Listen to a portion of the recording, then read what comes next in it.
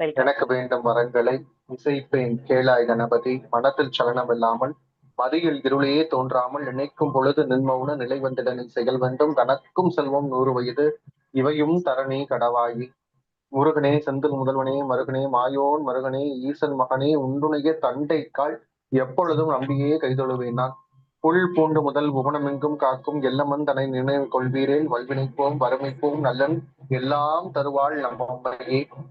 அனைவருக்கும் வணக்கம். இந்த பொன்னான வாய்ப்பினை அறுத்திருக்கக்கூடிய அனைத்து நல் உள்ளங்களுக்கும் என்னுடைய வணக்கத்தினை முதலிலே உரித்தாக்கிக் கொள்கின்றேன்.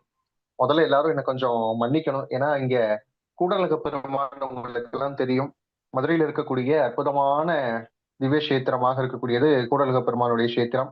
அங்கிருந்து வருடம் தோறும் நாங்கள் வசிக்கக்கூடிய அனுப்புநரி அப்படின்னு சொல்லக்கூடிய அனுப்பானடி பகுதிக்கு கூடலக பெருமான் மேல ராமானுஜ கூடத்தில் எழுந்தருளக்கூடிய உற்சவமானது நிகழ்ந்து கொண்டிருக்கிறது. அதனால பாத்தீங்க அப்படின்னா அங்க தசாவதார சேவைகள் திருமஞ்சனம் எல்லாம் நிகழ்ந்து கொண்டிருக்கிறது. அதனால மேலதாளங்கள் இது இது போன்ற இசைக்கருவிகளுடைய இரைச்சல் சத்தம் இருந்தது அப்படின்னு சொன்னா அடியனை மன்னித்தருள வேண்டும். இன்னைக்கு நிகழ்வு அப்படிதான் அமைஞ்சிருக்கு. அம்மா சொன்ன மாதிரி ஏற்கனவே 2 முறை என்கிட்ட கேட்டிருந்தாங்க. கரெக்டா எனக்கு தேர்வு இருக்கக்கூடிய காலமா பார்த்து அம்மா கேட்டிருந்தாங்க. சரி, 3வது முறைக்கு மேல ஒரு வாய்ப்பை மறுக்க கூடாது அப்படின்னு ஒரு பொதுவான விதி இருக்கு. எங்க குருநாதர் இதை சொல்லியிருப்பாரு. எந்த ஒரு விஷயத்த நம்ம 3வது முறை மறுத்து சொல்றோமோ அந்த வாய்ப்பு நம்மிடத்தில் திரும்பி வருவதற்கு வெகு காலங்கள் ஆகும் அப்படிங்கிறது அவருடைய நம்பிக்கை. அதனால அந்த நம்பிக்கையினுடைய பெயரால 3வது முறை கேட்கும் போது நான் இன்னைக்கு தேதியை கூட பார்க்கல. ஏன்னா இந்த உற்சவமானது வருட வருடம் நடக்கும். அந்த உற்சவத்தின் ரொம்ப சிறப்பான நிகழ்வுகள் எல்லாம் இருக்கும். இருந்தாலும் நமக்கு இன்னைக்கு இது நிகழணும் அப்படிங்கிறது ஏற்கனவே இயற்கையும் இறையும் முடிவு செய்து வைத்திருக்கு அப்படின்னு நம்புறேன். தலைப்பு அதே மாதிரி பாத்தீங்க அப்படின்னா விதியை மாட்டும் திதிநிற்றா தெய்வங்கள் குறித்து பேச வேண்டும் அப்படின்னு எனக்கு ஒரு ஆசை. ஏன்னா பொதுவா அம்பாளுடைய கீர்த்தியையும் அம்பாளுடைய பெருமையும் நம்ம பேச பேச பேச நம்முடைய வாழ்க்கையில் அடுத்த கட்ட முன்னேற்றத்திற்கு அம்பாள் தான் பொறுப்பு. ஏன்னா நல்லா பாருங்க, அழைத்தவுடன் அருள் புரியக்கூடியது யார் அப்படின்னு கேட்டா அம்பிகை தான். அந்த அம்பிகை எங்கே இருக்கிறாள், எங்கே உரைகிறாள் அப்படின்னு கேட்டா வேதங்கள் எல்லாம் என்ன சொல்லுது? மேரு சக்கரத்தில் உரைகிறாள் அப்படின்னு சொல்லுது. மேரு மந்திரத்தில் உரைகிறாள். அவள் யார் அப்படின்னு கேட்டா லலிதாம்பிகையாக இருக்கிறாள் அப்படிங்கறதெல்லாம் வேத மந்திரங்கள் நம்மிடத்திலே எடுத்து சொல்லியிருக்கக்கூடிய விஷயம். இன்னும் சொல்லணும் அப்படின்னா இந்த அம்மா அப்படிங்கிற தன்மை இருக்குல்ல, அந்த தன்மை தான் நம்ம இயக்கி கொண்டே இருக்கும் உயிர் அனுபவத்திலிருந்து. ஏன்னா உடல் இயங்கணும் அப்படின்னா சக்தி தேவை இல்லையா? அந்த சிவத்திற்கே சக்தியாக இருக்கக்கூடியவள் அம்பிகை. அந்த அம்பிகையினுடைய கருணையை நம்ம பார்க்கிறோம். தேவி பாகவதத்தின் மீது எனக்கு அதிகமான ஈடுபாடு உண்டு. நான் எல்லாமே பெண் அப்படிங்கிற தன்மையிலிருந்து தான் நான் அனைத்தையுமே பார்க்கிறேன். இந்த உலகம் அப்படிங்கிறது பெண்ணுடைய தத்துவத்திலிருந்து உண்டானது அப்படிங்கிறது தான் தேவி பாகவதம் சொல்லுது. இந்த தேவி பாகவதத்தை ஆரம்ப காலகட்டத்தில் படிக்கக்கூடிய காலகட்டத்தில் நிறைய கதைகள் இருக்கும். இன்னும் புது புது கதைகள் இருக்கிறதே அப்படிங்கிற மாதிரியான நிறைய விடயங்களை கத்துக்கிட்டேன். அதுக்கப்புறம் தான் சாக்த மரபிற்குள்ளாகவும் சக்தி வழிபாட்டிற்குள்ளாகவும் நம்ம இணைத்து கொள்ளும் போது நம்மளுடைய வாழ்க்கை அடுத்த கட்டத்திற்கு உயர்வதை கண்கூடாக பார்க்க முடிகிறது. இதுவே இன்னைக்கு இன்னைக்கு இருக்கக்கூடிய நிலையிலிருந்து ஒரு 2 வருடத்திற்கு முன்பாக இதே நிலையில் நான் இப்போ உங்க முன்னாடி உட்கார்ந்து பேசிட்டு இருப்பேனா அப்படின்னு யாராவது என்கிட்ட சொல்லியிருந்தாங்கன்னு வைங்களேன், நான் உண்மையாலே நம்பியிருக்க மாட்டேன். ஏன் அப்படின்னு கேட்டா அப்படியான ஒரு பொருளாதார நெருக்கடியில் நாங்கள் இருந்த ஒரு காலகட்டம். இன்னைக்கு இறைவனுடைய கருணையின் காரணமா, அம்பிகையினுடைய கிருபா கடாட்சத்தினுடைய காரணமா வாழ்க்கை மாறி இருக்கு அப்படின்னா அம்பிகைக்கு ஒரே ஒரு விஷயம் தான். அவள் கருணா ரூபினி இல்லையா? நம் மீது இருக்கக்கூடிய கருணை. அந்த அம்பிகை எங்கே உரைகிறாள் அப்படின்னு கேட்கிறப்ப நமக்கு முக்கோண சக்கரத்தில் மத்தியிலே உரைகிறாள் அப்படின்னு எல்லாரும் சொல்லி வைக்கிறாங்க. அந்த முக்கோண சக்கரம் மேரு அப்படின்னு சொல்லக்கூடிய விஷயம் பார்க்கிறோம். மேரு அப்படிங்கிற மேரு மந்திர வாசினி அப்படின்னு நம்ம பார்க்கிறோம். அந்த முக்கோண சக்கரத்தில் இருக்கக்கூடிய பரிவாரம், அதாவது ஸ்ரீநகரத்தினுடைய பரிவாரத்தில் இருக்கக்கூடிய தெய்வங்களை தான் நாம் திதிநித்யா தெய்வங்கள் அப்படின்னு சொல்றோம். இந்த திதிநித்யா தெய்வங்களை ஏன் வழிபடணும் அப்படிங்கிறது தான் முதல் கேள்வி. ஏன் திதிநித்யா தெய்வங்களை நாம் வழிபட வேண்டும்? பொதுவா சொல்லுவாங்க இல்லையா, மதி, கதி, விதி, திதி அப்படின்னு சொல்லுவாங்க. எல்லாருக்குமே தெரிஞ்சிருக்கும். கிட்டத்தட்ட நான் இன்னைக்கு பேசக்கூடிய விஷயத்த நான் யோசிக்கிறப்ப எப்படி சொன்னேன்னா, இந்த ஒரு பழமொழி சொல்லுவாங்க, கொள்ளர் தெருவுல ஊசி விற்க போறது அப்படின்னு சொல்லிட்டு. இங்க இருக்கக்கூடிய எல்லாருமே பாத்தீங்க அப்படின்னா சோதிடத்தில் ஆறுடத்தில் திகழ்ந்து இருக்கக்கூடிய சிறந்து இருக்கக்கூடிய நண்பர்கள் இங்க எனக்கும் அடியனுக்கும் வாய்ப்பு கொடுத்திருக்கிறாங்க அப்படின்னு பாக்குறப்ப நிறைய பேருக்கு என்னுடைய வயது உங்களுடைய அனுபவமாக இருக்கும். அப்ப நான் என்ன சொல்லணும்னு நினைக்கிறேன்னா, எனக்கு தெரிந்ததை உங்களிடத்துல பகிர்ந்து கொள்கிறேன். முதல் விஷயம். அப்ப இந்த மேரு மேரு அப்படிங்கிற விஷயம் இருக்கு இல்லையா, அந்த மதி, விதி, திதி, கதி இந்த நாளும் பாக்குறோம். இதுல முதல் விஷயம் என்ன அப்படின்னு பாத்தீங்கன்னா, மதினா சந்திரன். சந்திரன் ஒரு ஜாதகத்துல இருக்கக்கூடிய நிலையிலிருந்து அவர் கைவிட்டாலும் கூட, கதி அப்படின்னு பார்த்தா யாரு? நமக்கு கதிரவன். கதிரவன் ஒரு ஜாதகத்தை அவர் இருக்கக்கூடிய பிளேஸ்மெண்ட்ஸ் சரியில்லைன்னா கூட சரி. அடுத்து விதி அப்படிங்கறதா நம்முடைய ராசி கட்டமும் அமைகிறது. நம்மளுடைய பிறந்த ஜனனகால ஜாதகம் எப்படி அமைகிறதோ அதான் விதி விதிக்கப்பட்டிருக்கிறது. இந்த 3 இருந்தாலும் அடுத்து இருக்கிறது திதி. பொதுவா திதி அப்படின்னு சொன்னாலே மக்கள் வரவங்ககிட்ட என்ன விஷயம் இருக்குன்னா, நீங்க பிறந்த திதி என்னன்னு கேளுங்களேன். பெரும்பாலான நபர்களுக்கு தெரியாது. திதி எதற்கு பார்க்கப்படுகிறது அப்படின்னு கேட்டாலே அவங்க என்ன சொல்லுவாங்க அப்படின்னு கேட்டா, இறந்தவர்களுக்கு பார்ப்பது தானே திதி அப்படின்ற மாதிரியான ஒரு பொது புத்தி மக்களிடத்தில் இருக்கிறது. பொதுவா திதி என்னன்னு கேட்டீங்கன்னா இதுக்குதான் சொல்லுவாங்க. என்னங்க திதி போய் கேக்குறீங்க அப்படின்னா நிறைய பேர் என்கிட்ட சொன்னவங்களும் உண்டு. அப்ப நம்ம என்ன யோசிக்கணும், ஏன் இந்த திதியை முக்கியமா வைக்கிறோம் அப்படின்னா, இந்த திதியில் இந்த ஜனனம் இருக்கிறது அப்படின்னு சொன்னா அந்த திதிக்குரிய தெய்வமாக யார் இருக்கிறாங்களோ அவங்க நம்மளை கண்டிப்பா காப்பாத்துவாங்க. அதுக்குதான் அந்த பரிவாரத்தில் இருக்கக்கூடிய பரிவார தெய்வங்கள். ஸ்ரீநகரத்தினுடைய மதிர்ச்சுவரை சுற்றி இருக்கக்கூடிய 15 தெய்வங்கள். அதாவது முக்கோணத்தை எடுத்துக்கணும். முக்கோணம் அப்படின்னு சொன்னாலே வெற்றியை குறிக்கக்கூடியது. இந்த முக்கோணத்தில் ஒரு பரிவாரத்திற்கும் ஒவ்வொரு மதில் சுவருக்கும் 5 தெய்வங்களாக 15 திதி நித்யா தெய்வங்கள் நம்ம இடத்துல இருக்கிறாங்க. இதைத்தான் ஸ்ரீ மரபு, சாக்த மரபு நமக்கு எடுத்து சொல்லி இருக்கிறது.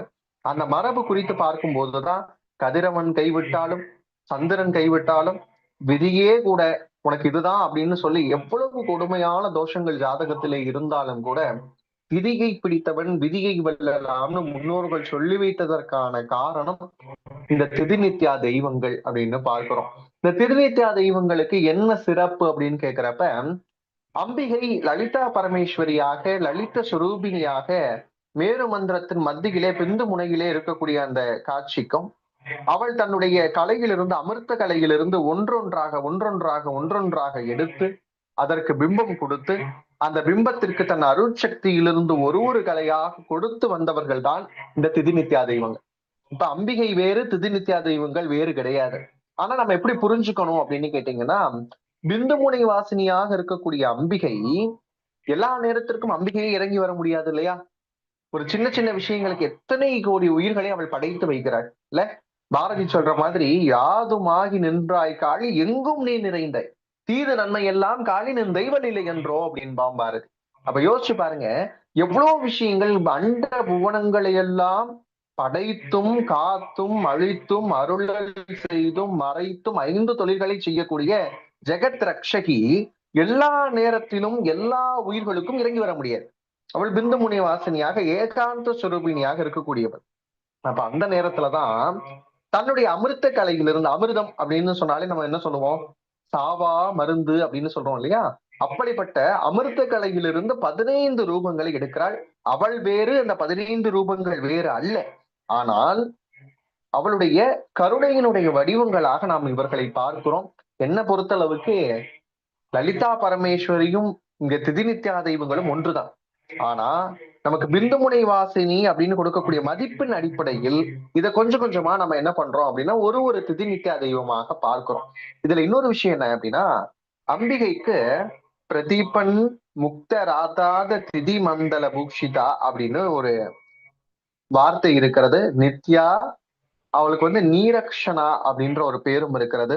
இந்த மாதிரியான பெயர்கள் என்ன அப்படின்னு பாத்தீங்கன்னா, பிரதமை முதல் பௌர்ணமி வரையிலான திதி தேவதைகளால் பூஜிக்கப்படுபவள் அப்படின்னு அர்த்தம். இப்ப பிரதமை முதல் நமக்கு பௌர்ணமி வரைக்கும் இருக்கக்கூடிய திதிகள் இருக்கு இல்லையா, அந்த திதிநித்யா தெய்வங்களால் பூஜிக்கப்படக்கூடியவள் அப்படின்றதான் அர்த்தம். இப்ப இந்த ஸ்ரீ லலிதாம்பிகையினுடைய ஸ்ரீசக்கரம் நமக்கு எல்லாருக்குமே தெரியும். அந்த ஸ்ரீசக்கரத்தை எல்லாரும் இன்னைக்கு எப்படி பயன்படுத்துறாங்க அப்படின்னு கேட்டீங்கன்னா, இந்த ஸ்ரீசக்கரத்தை முதலிலே யார் வைத்து வழிபடலாம்ங்கிறதுல இருந்து போனாதான் இதனுடைய தாற்பயத்தை நம்ம புரிஞ்சுக்க முடியும். இங்க இருக்கக்கூடிய எல்லாருமே ஆருடத்தில் சிறந்திருக்கக்கூடிய நபர்கள். இப்ப ஆருடத்தில் சிறந்திருக்கக்கூடிய நபர்கள் எல்லாம் ஸ்ரீசக்கரத்தை வைத்து வழிபடலாமா, ஆருடம் தெரிந்தவர்கள் ஸ்ரீசக்கரத்தை வைக்கலாமா அப்படின்னு கேட்டா, முறைப்படியாக குருவிடமிருந்து ஸ்ரீ வித்யா உபாசனை பெற்றவர்கள் கண்டிப்பா ஸ்ரீசக்கரத்தை வைத்து வழிபாடு செய்யலாம். முதல் விஷயம். இப்ப எங்களுக்கு குரு கிடைக்கலங்க. இன்னைக்கு யார நம்புறதுன்னே தெரியல. சரியான குரு யாருன்னு தெரியல அப்படின்னு சொல்றவங்க, இப்ப இந்த குரு அப்படிங்கிற சொல்லுக்கான பொருள் என்ன அப்படின்னு கேட்டீங்கன்னா, கு அப்படின்னா இருட்டு. ரு என்றால் ஒளி. இருட்டிலிருந்து ஒளியை நோக்கி நம்மை கொண்டு வரக்கூடியவர் யாரோ அவர்தான் உண்மையான குரு. இப்ப நமக்கு சொல்லுவாங்க 1000 பேர் குருவாக இருக்கலாம். நாம மானசீகமா 1000 பேர்த்த குருவா நினைச்சிருக்கலாம். ஆனா இந்த குருவினுடைய வேலை என்ன தெரியுமாங்க? என்கிட்ட இப்ப 1,00,00,000 ரூபாய் இருக்குன்னு வைங்க. பணமா இருக்கு. அது பணம் இல்ல. என்கிட்ட கரன்சி இல்லாம நான் 1,00,00,000 சில்லறையா வச்சிருக்கிறேன். அப்படி வச்சுக்கோங்களேன். 1,00,00,000 நான் எப்படி வச்சிருக்கிறேன்? சில்லறையா வச்சிருக்கிறேன். அப்படி இருக்கிறது தான் என்னுடைய கர்மான்னு வைங்க. இப்ப ஒரு நல்ல குரு என்ன செய்வார் அப்படின்னு கேட்டா, பொதுவா எல்லாரும் சொல்லுவாங்க. என்ன சொல்லுவாங்கன்னா, குரு வந்து கர்மாவை குறைப்பார் அப்படின்னு. குருவினுடைய தன்மை அது கிடையாது. கர்மாவை குறைக்கிறதுக்கான அதிகாரம் யாருக்குமே கிடையாது. இல்லையா? அப்ப ஒரு குரு நல்ல குரு என்ன செய்ய முடியும் அப்படின்னு கேட்டா, என்கிட்ட சில்லறையா இருக்கிறத கரன்சியா மாற்றி சுமக்கிற அளவுக்கு குடுக்க முடியும். இதுதான் ஒரு குரு செய்ய முடியும். என்கிட்ட சில்லறையா இருக்கு, தூக்கிட்டு போக பாரமா இருக்கு. அத என்கிட்ட கரன்சியா மாத்தி கையில குடுக்க முடியும். அப்ப எனக்கு எப்படி இருக்கும்? ஒரு பேக்ல போட்டு என்னால கொண்டு போக முடியும். இந்த அளவுக்கு தான் கர்மாவை மாற்றி அமைக்கக்கூடிய, மடைமாற்றம் செய்யக்கூடிய, அதனுடைய வடிவத்தை மாற்றி தர முடியுமே தவிர, எந்த ஒரு குருவாலும் கர்மாவை குறைக்க முடியாது. முதல் விஷயம். ஏன்னா சஞ்சிதம், பிராரப்தம், ஆகாமியம்னு சொல்லக்கூடிய மூவினைகளால் சூழ்ந்ததுதான் இந்த உடலே. அப்படிப்பட்டிருக்கக்கூடிய இந்த உடலில் இருக்கக்கூடிய கர்மாவை எந்த ஒரு குருவாலும் மாற்றி அமைக்க முடியாது. இத நாம ஏன் தெரிஞ்சுக்கணும் அப்படின்னு கேட்டீங்கன்னா, இன்னைக்கு நிறைய குருமார்கள் அங்கங்க முளைச்சுக்கிட்டே இருக்கிறாங்க இல்லையா? இப்ப நாம என்ன பண்ணணும்? நம்முடைய அறிவிற் பார்ப்பட்டு, நம்முடைய சிந்தனையின் பார்ப்பட்டு, எந்த ஒரு குருவையும் யார் உண்மையான குரு என்பதை அடையாளம் கண்டுதான் நாம என்ன செய்யணும்? அவர்களை குருவாக ஏற்றுக்கொள்ள வேண்டிய நிர்பந்தத்தில் இருக்கிறோம். சரிங்க, எனக்கு நல்ல குரு அமையல நான் என்ன பண்ணலாம் அப்படின்னா, உச்சி நேரத்திலே சூரியனை குருவாக ஏற்று, யார? சூரியனை குருவாக ஏற்று லலிதா பரமேஸ்வரனுடைய மூல மந்திரத்தை சொல்லி, சூரியனே நீங்க எனக்கு குருவா இருந்து இந்த மந்திரத்தை நீங்கள் எனக்கு சொன்ன மாதிரி ஒரு 3 முறை யார்கிட்ட இருந்து? சூரியன் கிட்ட இருந்து உபதேசம் பெற்றதாக நினைத்து கொண்டு நாம் அந்த மூல மந்திரத்தை சொல்லணும். முதல் விடயம் ஸ்ரீசக்கர உபாசனையில லலிதா பரமேஸ்வரியினுடைய மூல மந்திரத்தை நாம் சொல்லியாக வேண்டும். அது யார்கிட்ட இருந்து பெறணும்? முறையா ஸ்ரீவித்யா உபாசனை பெற்ற நபர்கள் இருந்தாங்க அப்படின்னா அவங்க சொல்லி தந்தாங்கன்னா சந்தோஷம். அப்படி அவங்களுக்கு இல்ல அப்படின்னா லலிதா சக லலிதா சகஸ்ரநாமம் சொல்லியோ, லலிதாவினுடைய மூல மந்திரத்தை சொல்லியோ நாம் யார்கிட்ட இது பண்ணலாம்? சூரியன் கிட்ட இருந்து சொல்லி உச்சி நேரத்துல 3 நேரத்துல சொல்லி நாம அவரை குருவாக ஏற்று வழிபடலாம். முதல் விஷயம். இன்னொன்னு என்ன செய்யலாம் அப்படின்னு கேட்டீங்கன்னா, இரண்டாவதா விஷயம் என்ன அப்படின்னு பாக்குறப்ப, துர்க்கை இருக்கிறார் இல்லையா? துர்க்கையினுடைய சந்நிதிக்கு போய் துர்க்கையை நாம் அதிதேவதையாக நினைத்து அவளை குருவாக நினைத்து நம்ம என்ன பண்ணலாம்? வழிபாடு செய்யலாம். அவகிட்ட இந்த மந்திரத்தை சொல்லி அவளை குருவாக ஏற்று, ஏன் துர்க்கையை எடுக்கணும்னு சொன்னா, பரணி அப்படின்னு சொல்லக்கூடிய விண்மீனுக்குரிய தெய்வமாக சங்க இலக்கியங்களில் இருந்து எல்லாம் அடையாளப்படுத்தப்பட்டிருக்கிறது யார் அப்படின்னு கேட்டா கொற்றவை. பழமையான தெய்வம். தமிழ் நிலத்தினுடைய தாய் தெய்வம் தான் அந்த கொற்றவை. அந்த கொற்றவையினுடைய வழிபாடாக மருவி வந்திருக்கிறது தான் துர்க்கையினுடைய வழிபாடு. அப்ப துர்க்கையை நாம லலிதையினுடைய விஷயத்திற்காக எடுக்கும் போது கண்டிப்பா அவளே குருவாக இருந்து வழிகாட்டுவார். ஏன்னா துர்க்கைக்கு அந்த அதிகாரம் உண்டு. அதுவும் நீங்க இப்ப ஒரு சந்தேகம் வரும், சிவதுர்க்கை எடுக்கணுமா விஷ்ணு துர்க்கை எடுக்கணுமா அப்படின்னு ஒரு சந்தேகம் வரும். அது சிவதுர்க்கையாக இருந்தாலும் சரி, விஷ்ணு துர்க்கையாக இருந்தாலும் சரி, யாரை வேண்டுமானாலும் துர்க்கையை குருவாக ஏற்கலாம். இல்லைங்க எனக்கு இதிலும் உடன்பாடு இல்லை அப்படின்னு சொல்றவங்க பிந்துமுனை வாசனையாக இருக்கக்கூடிய லலிதையே நம்ம என்ன பண்ணலாம் அப்படின்னு கேட்டீங்கன்னா, திதிநித்யா தெய்வத்தை பூஜை செய்கிறதுக்காக குருவாக ஏற்கலாம். ஏன் அப்படின்னா, இப்ப அம்மாவே நமக்கு ஆசிரியரா இருக்கிறது இல்லையா? ஸ்கூலுக்கெல்லாம் போறதுக்கு முன்னாடி ஆனா எழுத சொல்லி கொடுக்கறது யாரு? நம்ம அம்மா தான் இல்ல. அப்படி பாக்குறப்ப நம்ம யார பிடிக்கணும்னு நினைக்கிறோமோ அவங்களே என்ன பண்ணிக்கலாம்?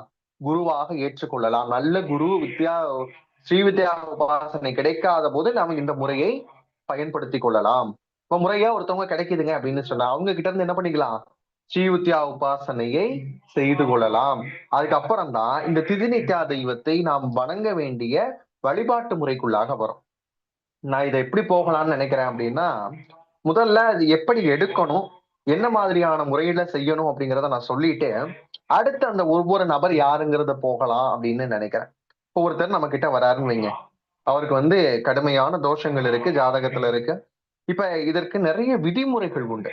அந்த விதிமுறையை நாமும் கடைபிடிக்கணும். நம்ம சார்ந்து வந்திருக்கக்கூடிய நபரும் கடைபிடிக்கணும். இதுதான் இதுல இருக்கக்கூடிய மிகப்பெரிய தாத்பரியமே. இங்க எல்லாருக்கும் இந்த திதி தெய்வத்தை எடுத்து கொடுக்கலாமா அப்படின்னு கேட்டா கட்டாயம் கூடாது. இதை மட்டும் தெரிஞ்சுக்கோங்க. வரவங்க பெரிய கிளைண்டா கூட இருக்கட்டும், எவ்வளவு காசு பணம்னாலும் வச்சிருக்கட்டும், அரசியல எவ்வளவு செல்வாக்காக கூட இருக்கட்டும், ஆனா இந்த பூஜையை அவர்களால் முறையாக செய்ய முடியுமா அப்படிங்கிறத பார்த்துட்டு கொடுங்க. ஏன்னா நாம எந்த ஸ்தானத்துல இருக்கிறோம்? அம்பிகையினுடைய அருட்கடாட்சத்தை எடுத்து கொடுக்கக்கூடிய ஸ்தானத்துல இருக்கிறோம். ஏன்னா நமக்கு பொறுப்பு ஜாஸ்தி. இன்னைக்கு ஜோதிடம் ஆருடம்னு சொன்னாலே மக்களுக்கு என்ன நம்பிக்கை வருதுன்னா ஒரு விதமான அவநம்பிக்கையும் கூட சேர்ந்தே வருது. இவங்ககிட்ட போனா இப்படிதான் சொல்லுவாங்க, ஏதாவது ஒரு பரிகாரம் பண்ண சொல்லுவாங்க, ஏதாவது பயமுறுத்திடுவாங்க, நல்ல மனநிலையோட போனா கூட இவங்க வந்து இல்லாததெல்லாம் சொல்லிடுவாங்க. இப்படியான நம்பிக்கைகள் மக்கள் கிட்ட ஊறி போயிருக்கு. அப்படியான ஒரு சூழ்நிலையில் நல்ல மனிதர்களா அவங்க சரியா இதை செய்ய முடியுமா, அவர்கள் தரப்புல நியாயம் இருக்கா, உண்மையாவே அவர்கள் போராடி கொண்டிருக்கிறார்களான்னு இவ்வளவு விஷயத்தை நாம முதல்ல உணர்ந்துக்கணும் இல்லையா? வரவங்க சில பொய்யும் சொல்லலாம். நமக்கு தெரியும்ல, ஆரோட கட்டத்தை பார்க்கும் போது அவங்களுடைய கட்டத்தை பாக்குறப்ப அவங்களுடைய வாழ்க்கை நமக்கு தெரியும்.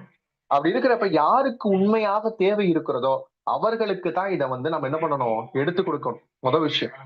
இப்ப இந்த ஸ்ரீவித்யா உபாசனை முறையாக பெற்றவர்கள் ஒண்ணு ஸ்ரீசக்கர எந்திரத்தையோ அல்லது மகா மேரு இருக்கிறது இல்லையா, இந்த மகா மேருவையோ நம்ம என்ன பண்ணணும், வழிபாட்டிற்குள்ளாக கொண்டு வரணும். அப்ப வழிபாட்டுக்குள்ளாக கொண்டு வரும்போது ஸ்ரீசக்கரத்தை முறையாக வைத்து வழிபடணும். பௌர்ணமி திதிகள்ல கண்டிப்பா வழிபடணும். பௌர்ணமி அமாவாசையில அபிஷேகங்கள் செய்யணும், ஆராதனைகள் செய்யணும். அது மட்டும் இல்லாம வெள்ளிக்கிழமைகள் தோறும் அதனை வந்து முறையாக பூஜிக்கணும் இல்லையா? இந்த விஷயத்தெல்லாம் செய்ய முடிஞ்சதுன்னா தான் நம்ம என்ன பண்ண முடியும், மத்தவங்களுக்கு திதி தெய்வத்தை எடுத்து கொடுக்க முடியும். முதல் விஷயம். ஏன்னா நாம அதுக்கு எப்படி இருக்கணும், நாம ஒரு கலன். ஆக்சுவலா அந்த இறையாற்றல் வருவதற்கும் அந்த உந்து சக்தியை கொண்டு செலுத்துவதற்கும் ஒரு கருவியாக நாம இருக்கிறோம். அப்ப கருவி எப்படி இருக்கணும் அப்படின்னா முதலில் சுத்தமான கருவியாக இருக்கணும் இல்லையா? இப்ப நம்ம பேசுறோம், இயங்கலையில பேசிக்கொண்டு இருக்கிறோம். இங்க இயங்கலையில பேசுறதுக்கு என்னுடைய போன் ஒரு கருவியா இருக்கு, அதுல சிக்னல் ஒரு கருவியா இருக்கு. சிக்னல் சரியா இருந்தா மட்டும்தான் நான் பேசுறது உங்க எல்லாத்துக்கும் கேட்கும். அப்படி இருக்கிறப்ப இந்த சூழல் புரிஞ்சுக்கோங்க, நாம் அடுத்தவருடைய கர்மாவை மாற்றுவதற்கான ஒரு கருவியாக இருக்கிறோம். முதல் விஷயம். இப்ப இங்க ஒரு சந்தேகம் வரணும் நமக்கு, அடுத்தவங்களுடைய கர்மா மாறுது அப்படின்னா அந்த கர்மா எங்க போகும் இல்லையா? பொதுவா ஜோதிடர்களுக்கு இது உண்டு தானே. அடுத்தவங்க வாழ்க்கையில இது இப்படி இருக்குன்னு நம்ம சொல்றோம்ல, சொல்லக்கூடிய நேரத்தில் அவன் அனுபவிக்கணும்னு ஒரு கர்மா இருக்கும்ல, அந்த கர்மா எங்க போகும்? நாம ஒரு சில பரிகாரங்கள் சொல்றோம், ஒரு சில கோயில்களுக்கு போங்கன்னு சொல்றோம். இப்ப அவன் அனுபவிக்கணும், அந்த அந்த பிறவியில் அவன் அனுபவிக்கணும்னு இருக்கக்கூடிய கர்மா எங்க போகும்? நேரா நம்ம கிட்டதான் வரும். அதை ஆகர்ஷணம் பண்ணக்கூடிய அளவுக்கும் அந்த கர்மாவை பக்குவப்படுத்தி வழி அனுப்பக்கூடிய அளவுக்கும் நாம தகுதியா இருக்கணும். முதல் விஷயம். இதுல இவ்வளவு விஷயங்கள் இருக்கு. அதனாலதான் எங்க வாத்தியார் ரொம்ப அழகா சொல்லுவாரு, தமிழ் இலக்கணம் படிக்கிறப்ப யாப்பு அப்படின்னு ஒரு இலக்கணம் உண்டோ, அந்த யாப்பு அப்படிங்கிற இலக்கணத்தை படிக்கிறப்ப சொல்லுவாங்க, யாப்பருங்கலம் படிச்சு போறதை விட பேரிகை கொட்டி பிழைத்துக் கொள்ளலாம், காரிகை படித்து பிழைப்பதை விட பேரிகை கொட்டி பிழைத்துக் கொள்ளலாம் அப்படின்னு ஒரு பழமொழி உண்டு. அது படிக்க முடியாது அவ்வளவு ஈஸியா. பேரிகை அப்படின்னா கொட்டு கொட்டி இந்த தண்டோரா போடுவாங்கல்ல ஊர்ல எல்லாம், அந்த பழப்பு கூட பழச்சிடலாம். ஆனா காரிகை கற்று பிழைக்க முடியாதுன்னு ஒரு பழமொழி உண்டு. அதே மாதிரி ஜோதிடத்துல பாத்தீங்க அப்படின்னா எல்லாரும் ஜோதிடர்களாக ஆக முடியாது இல்லையா? அவங்களுக்கு அந்த அமைப்பு இருக்க போய் தான், உங்களுடைய ஜாதகத்தில் சுய ஜாதகத்தில் அதற்கான அமைப்புகள் இருக்க போய் தான் நீங்க என்ன இருக்கீங்க, ஆருடத்தில் சிறந்து இருக்கீங்க, அதுக்கான ஆர்வம் இருக்கிறது. அப்படி பாக்குறப்ப இந்த கலன் எப்படி இருக்கணும் அப்படின்னு கேட்டா, எனக்கு திதி நித்யா தெய்வங்கள் எல்லாவற்றையும் அருளுங்கிற நம்பிக்கை முதல்ல இருக்கணும். திதி நித்யா தெய்வத்தை நான் முறையாக பூஜை செய்வதற்கு எந்த ஒரு தடையும் வரக்கூடாதுங்கிற தைரியம் இருக்கணும். அதே மாதிரி அதிகமா இந்த டிராவல்ல இருக்கக்கூடிய நேரங்கள் நிறைய வாய்க்கும் நமக்கு. ஏன்னா 48 நாட்கள், முதல் 48 நாட்கள் நாம முறையாக பூஜை செய்யக்கூடிய காலகட்டத்தில் எப்ப அந்த 48 நாளுக்குள்ள இடைப்பட்ட டிராவல் வந்துச்சுன்னா அப்போதும் கூட நாம் என்ன பண்ணணும், இந்த திதி நித்யா தெய்வங்களை வழிபடுவதை நிப்பாட்டக்கூடாது. நம்ம சாக்கு சொல்லி நிப்பாட்டாத அளவுக்கான எண்ணம் இருக்கணும்.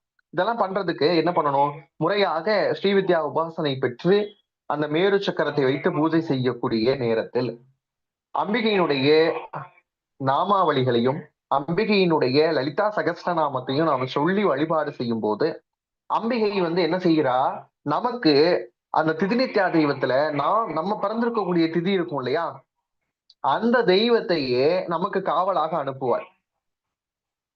நாம பிறந்திருக்கக்கூடிய திதி என்னவோ அந்த திதிக்கு யார் அதிபதியோ அவளை முதல்ல காவலாக அனுப்புவார்.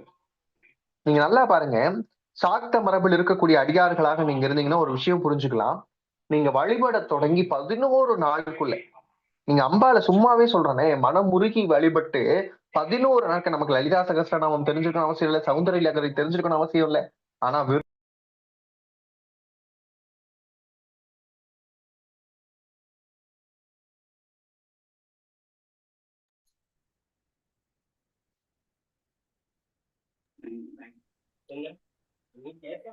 ஹலோ பாலுமா, சொல்லுங்கம்மா. இல்ல பாலு இல்ல பாலு கூப்பிட்டா. பாலு சொல்லுங்கம்மா. வணக்கம். வணக்கம்டா. வணக்கம்டா. சரிங்க.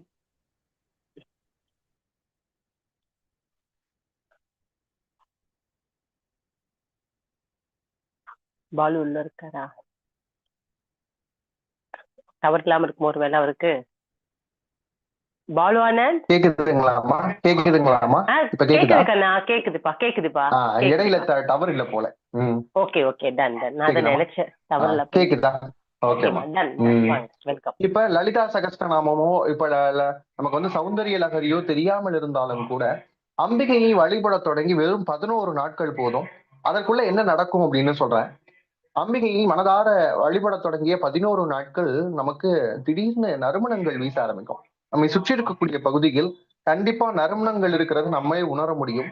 திடீர்னு பாத்தீங்க அப்படின்னா விலங்குகள் இருக்கு இல்லையா, நம்மை சுற்றி இருக்கக்கூடிய விலங்குகள் எல்லாம் நம்மோடு நெருக்கமாகிறத உணர முடியும். அதே மாதிரி குழந்தைகள், பக்கத்து வீட்டு குழந்தையா இருக்கலாம், பச்சிலம் குழந்தைகள் இருக்காங்கன்னு வைங்களேன், நம்ம கிட்ட வர்றதுக்கு ஆசைப்படுவாங்க. அந்த விஷயம் இருக்கும். அழுதுகிட்டு இருக்கக்கூடிய குழந்தையாக இருந்தாலும் கூட நம்ம அருகில் வரும்போது அமைதி ஆயிடுவாங்க. இந்த விஷயத்த உணர முடியும். அதே மாதிரி இன்னும் அதிகமான கருணை அம்பிகை நம்ம மேல வச்சிருந்தா அப்படின்னு சொன்னா கண்டிப்பா என்ன ஆகும் அப்படின்னு கேட்டீங்கன்னா கொலுசு சத்தம் கேட்கும். இதெல்லாம் வெறும் அம்பிகையை மனதார் வழிபட்டாலே கிடைக்கக்கூடியது. இங்க லலிதா சகஸ்ரநாமமும் இந்த முறையில் வழிபட தொடங்கினாள். நம்முடைய திதி நித்யா தெய்வம் யாரோ அவளே காவலுக்கு வருகிறாள். ஏன் காவலுக்கு வரணும் அப்படின்னு கேட்டா, திதியை பிடித்தவன் விதியை வெல்லலாம் இல்லையா? இப்ப நம்ம பலருடைய விதியை மாற்றி கொடுக்கும் போது அந்த கர்மா நம்மை அணுகாமல் இருப்பதற்காக, நம்மை காப்பதற்காக நம்முடைய திதி நித்யா தெய்வம் வந்து நிற்கும். இப்ப திதி நித்யா தெய்வம் குறித்த ஒரு இது பார்த்தாச்சு. இதை எப்படி எடுக்கணும் அப்படின்னு பாக்குறதுக்கு முன்னாடி முறையா யார் யாரு அப்படிங்கிறத நான் உங்களுக்கு சொல்லிடுறது சரியா இருக்கும்னு நினைக்கிறேன். இவங்களுடைய பராக்கிரமம் இது குறித்தெல்லாம் நிறைய விஷயங்கள்ல இருக்கு. இப்போ ஒரு மாதம்னு எடுத்தீங்க அப்படின்னா நமக்கு கிருஷ்ணபக்ஷம் சுக்லபக்ஷம் அப்படின்னு சொல்லுவோம் இல்லையா, வளர்பிறை தேய்பிறை அப்படின்னு. அப்படி பாக்குறப்ப இரண்டா பிரிக்கப்பட்டிருக்கு. அதுல ஒவ்வொரு பட்சத்திற்கும் 15 நாட்கள் உடையதாக இருக்கு. அப்படி பாக்குறப்ப மகா நித்யாவினுடைய கலையிலிருந்து 15 திதிநித்யா தெய்வங்கள் வந்திருக்கிறாங்க. அப்படி திதிநித்யா தெய்வங்கள் வரப்ப இந்த பிரபஞ்சத்தை நிர்வகிக்கக்கூடிய பொறுப்பு இவங்களுக்கு இருக்கு. எத்தனை உயிர்கள் பிறந்தாலும் அத்தனை உயிர்களையும் காக்கக்கூடிய பொறுப்பு, அந்தந்த திதிகளில் பிறந்தவர்களை காக்கக்கூடிய பொறுப்பு, அந்த புல் முதல் என்ன உயிரினமாக இருந்தாலும் சரி அத்தனையும் காக்கக்கூடிய பொறுப்பு யாருக்கு இருக்கு அப்படின்னு பாத்தீங்கன்னா திதிநித்யா தெய்வங்களுக்கு உண்டு. நம்ம மாணிக்க வாசகர் சொல்ற மாதிரி புல்லாய் பூடாய் புழுவாய் மரமாகி பல்விருகமாகி பறவையாய் பாம்பாகி கல்லாய் மனிதராய் பேயாய் கணங்களாய் வல்லசுரராகி முனிவராய் தேவராய் செல்லாய் நின்ற இத்தாவர சங்கமத்துள் எல்லா பிறப்பும் பிறந்து இழைத்தேன் அப்படின்னு சொல்லுவார். அப்படி எத்தனை பிறவிகள் எடுத்தாலும் அத்தனை பிறவிகளிலும் ஏதோ ஒரு திதியில தான் அந்த ஜனனம் அப்படிங்கிறது உதிச்சிருக்கும். அது எந்த ஜீவராசியாக இருந்தாலும், அந்த ஓரறிவு இருந்தாலும் சரி, ஆறறிவா இருந்தாலும் சரி, எல்லா அறிவு இருக்கக்கூடிய ஜீவராசியும் படைத்து காக்க வேண்டிய பொறுப்பு யாருக்கு இருக்குன்னா இந்த திதிநித்யா தெய்வங்களுக்கு உண்டு. இந்த தெய்வங்களை நம்ம தெய்வங்களுடைய அவதார திருநாளே பாத்தீங்க அப்படின்னா நம்ம என்ன சொல்லுவோம், கோகுலாஷ்டமி அப்படின்னு சொல்லுவோம், ராம நவமி அப்படின்னு சொல்லுவோம். அப்ப பாருங்களேன், அந்த இடத்துல வந்து நமக்கு வந்து திதிகள் வந்து ரொம்ப பெருசா பேசப்படுது. நம்ம தெய்வங்களோடு இணைக்கிறப்பே திதிகள் தேவைப்படுது. அதே மாதிரி நீத்தார் கடன்கள், நீத்தார் பெருமை அப்படின்னு வள்ளுவம் பேசக்கூடிய நீத்தார் கடன் தான் நம்முடைய முன்னோர்களுக்கு கடன்கள் செய்யக்கூடிய நாட்கள்லும் பாத்தீங்கன்னா இந்த திதிகளை வந்து நம்ம பெருசா பேசுறோம். அப்படி பாக்குறப்ப இக பர சுகங்களை அருளக்கூடியவர்கள் யார் அப்படின்னு கேட்டீங்கன்னா இந்த திதிநித்யா தெய்வங்களா இருக்கிறாங்க. ஆதிசங்கரர் ஒரு நூல் எழுதியிருக்கிறாருங்க. அந்த நூலுக்கு பேரு சுகாகம தந்திர பஞ்சகம் அப்படின்னு ஒரு நூல். சுப ஆகம தந்திர பஞ்சகம் அப்படின்னு. இதுலதான் ஒவ்வொரு தெய்வத்தை பத்தியும் ரொம்ப அழகான உபாசனை முறைகள் சொல்லியிருக்கிறாங்க. இதுல அடுத்து வந்த ஒரு நூல் என்ன அப்படின்னு பாத்தீங்கன்னா தந்திர ராஜதந்திரம் அப்படின்னு பேர் பார்த்துக்கோங்க. தந்திர ராஜதந்திரம் அப்படின்னு சொல்லுவாங்க. ஏன் அப்படின்னு கேட்டா இது ராஜாக்களுக்கு மட்டுமே தெரிந்த தந்திரங்கள். அதனாலதான் இது ராஜதந்திரம்னு சொல்றது. இப்ப இன்னைக்கு இந்த விஷயத்த நான் அவங்க தலைப்பு கேட்ட உடனே நான் மாடர்ன் அஸ்ட்ராலஜில இருந்து ஏதாவது ஒண்ணு கொடுக்கலாமா அப்படின்னு தான் யோசனை வந்துச்சு. ஆனா மாடர்ன் அஸ்ட்ராலஜி இப்ப நம்ம சொல்றதை விட இந்த சூழல்ல சொல்றதை விட இந்த திதிநித்யா தெய்வங்கள் பத்தி நம்ம யார் யாரெல்லாம் பேசுகிறோமோ யாரெல்லாம் கேட்கிறோமோ அப்பவே தேவி வந்து மகிழ்ந்து விடுவாள் அப்படின்னு ஒரு நம்பிக்கை இருக்கு. தேவிக்கு எப்பெல்லாம் நம்ம பத்தி பேசுறோமோ அவளை பத்தி சிந்திக்கிறோமோ அவளை பத்தி கேட்கிறோமோ அந்த இந்த 2026 எனக்கு மிக வெற்றியான ஒரு ஆண்டாக இருக்க போகுதுங்கிற ஒரு நம்பிக்கை எனக்குள்ள இருக்கு.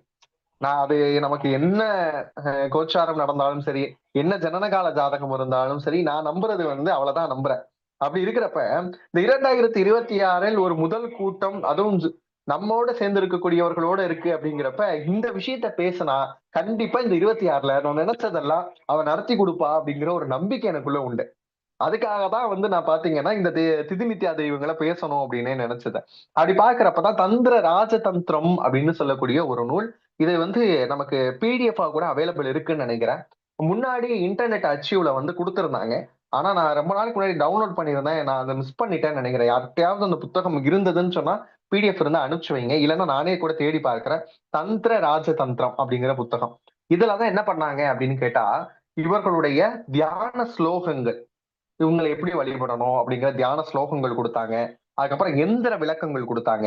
உபாசனை முறைகள் கொடுத்தாங்க. இதெல்லாம் வந்து இந்த 2 புத்தகங்கள்ல தான் கொடுத்தாங்க. ஏன்னா ஆதிசங்கரரை நம்ம ரொம்ப முக்கியமா பார்க்க வேண்டியது எங்க அப்படின்னு பாத்தீங்கன்னா சாக்த மரபில் நிறைய புதுமைகள் செய்தவர் யார் அப்படின்னா ஆதிசங்கரர். அவர் மேல 2 தரப்பான வாதங்கள் இருக்கும். எப்பயுமே வந்து தேவி உக்கிரமாக இருந்த தேவி எல்லாம் தனித்தது யார் அப்படின்னு பாத்தீங்கன்னா ஆதிசங்கரர் தான். நம்ம திருச்சிக்கு அருகில் இருக்கக்கூடிய அகிலாண்டேஸ்வரிக்கு போறப்பெல்லாம் எனக்கு ஒரு உணர்வு எனக்கு உண்டு. என்ன அப்படின்னு பாத்தீங்கன்னா முதல் முறையாக நான் திருச்சி அகிலாண்டேஸ்வரியினுடைய சன்னதிக்கு போறேன். அங்க யாருமே அவ்வளவா இல்லை. ஏன்னா நீங்க நல்லா பாத்தீங்கன்னா உங்களுக்கு தெரியும் ஸ்ரீரங்கநாதருக்கு இருக்கக்கூடிய கூட்டம் ஜம்புகேஸ்வரருக்கு இருக்காது. பக்கமா தான் இருக்கும். அது இத்தனைக்கும் வந்து நீர் ஸ்தலம் இல்லையா, உள்ள வந்து நீர் வரக்கூடிய ஸ்தலம். நான் எப்பயுமே ஒரு விஷயம் சொல்றேன். எப்பயுமே அம்மாவை பார்த்துட்டு தான் நான் போய் சிவலிங்கத்தையே பார்ப்பேன். அவர் அப்புறம் தான் போய் பார்ப்பேன். அது என்னுடைய பழக்கம் அப்படின்ற மாதிரி ஆயிடுச்சு. அம்மாவை பார்த்து குறை எல்லாத்தையும் சொல்லிட்டு அப்புறம் போற போக்குல அப்பா நல்லா இருக்கீங்களா அப்படின்னு ஒரு வணக்கத்தை போட்டு போயிடுறது.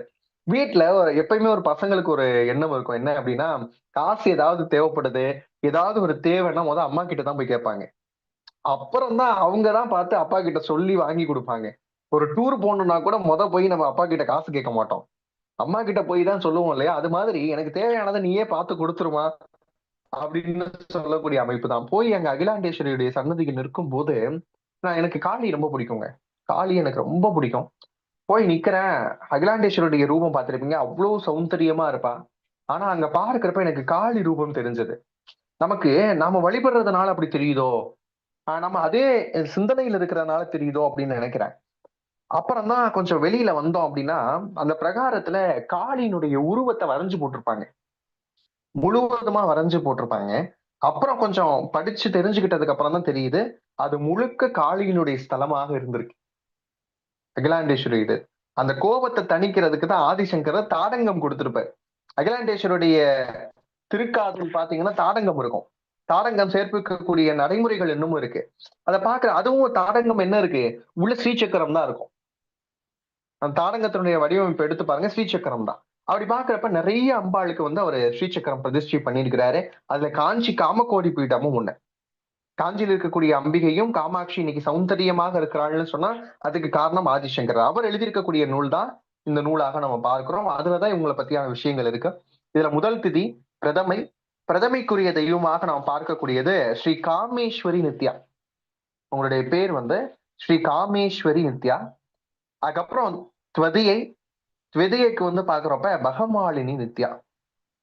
அதுக்கப்புறம் திருதியை நித்திய கல்யாண நித்யா அப்படின்னு சொல்லலாம்.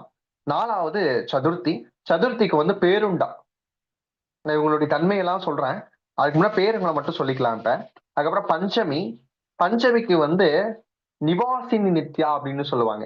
ஒரு சில ஆகமங்கள் அந்த நூல்கள்ல வந்து வன்னிவாசினி நித்யா அப்படின்னு கொடுத்திருப்பாங்க. அதுக்கப்புறம் வந்து பாத்தீங்க அப்படின்னா சஷ்டி திதி. சஷ்டி திதிக்கு வந்து மகா வஜ்ரேஸ்வரி. இந்த நித்யாங்கிறது எல்லாருடைய பேருக்கு பின்னாடியும் வரும். இவங்களுடைய பேர் மகா வஜ்ரேஸ்வரி. சப்தமிக்கு வந்து சிவதூதி. சப்தமிக்கு யாரு அப்படின்னா சிவதூதி. அதுக்கப்புறம் வந்து அஷ்டமிக்கு வந்து துவரிதா. அஷ்டமி திதிக்கு வந்து துவரிதா. நவமிக்கு வந்து குலசுந்தரி நித்யா. நவமிக்கு யாரு அப்படின்னா குலசுந்தரி நித்யா. தசமிக்கு நித்யா. அவங்க பேரே நித்யா தான். நித்ய நித்யா அப்படின்னு வரும் தசமிக்கு. ஏகாதசிக்கு வந்து பாத்தீங்க அப்படின்னா நீல பதாக்க நித்யா. நீல பதாக்க நித்யா. அதுக்கப்புறம் துவாதசிக்கு விஜய நித்யா. துவாதசிக்கு யாரு அப்படின்னு பாத்தீங்கன்னா விஜய் நித்யா. திரியோதசிக்கு சர்வமங்களா நித்யா. உங்களுடைய படம் மட்டும் என்கிட்ட இருக்கக்கூடிய 2 நித்யா படம் இருக்கு. நான் அதை உங்களுக்கு காட்டுறேன். ஆக்சுவலா அது இந்த இதை பேசிட்டு காட்டுறேன். அதுக்கப்புறம் திரியோதசிக்கு வந்து சர்வமங்களா நித்யா. திரியோதசிக்கு சர்வமங்களா நித்யா. சதுர்தசிக்கு ஜுவாலமாலினி நித்யா. பௌர்ணமிக்கு வந்து பாத்தீங்கன்னா சித்ரா தேவி. சித்ரா நித்யா அப்படின்னு சொல்லுவாங்க. இவங்கதான் அந்த 15 திதி தெய்வங்கள். ஒவ்வொரு அந்த முனையாக சர்வமும் சக்திமயம் அப்படின்னு சொல்லக்கூடிய வடிவத்துல ஒரு பிந்து முனையிலிருந்து இருக்கக்கூடிய ஒரு அந்த ரூபத்திலும் ஒரு ஸ்ரீநகரத்திலும் இருக்கக்கூடியவங்க. ஒரு முக்கோண அமைப்பு.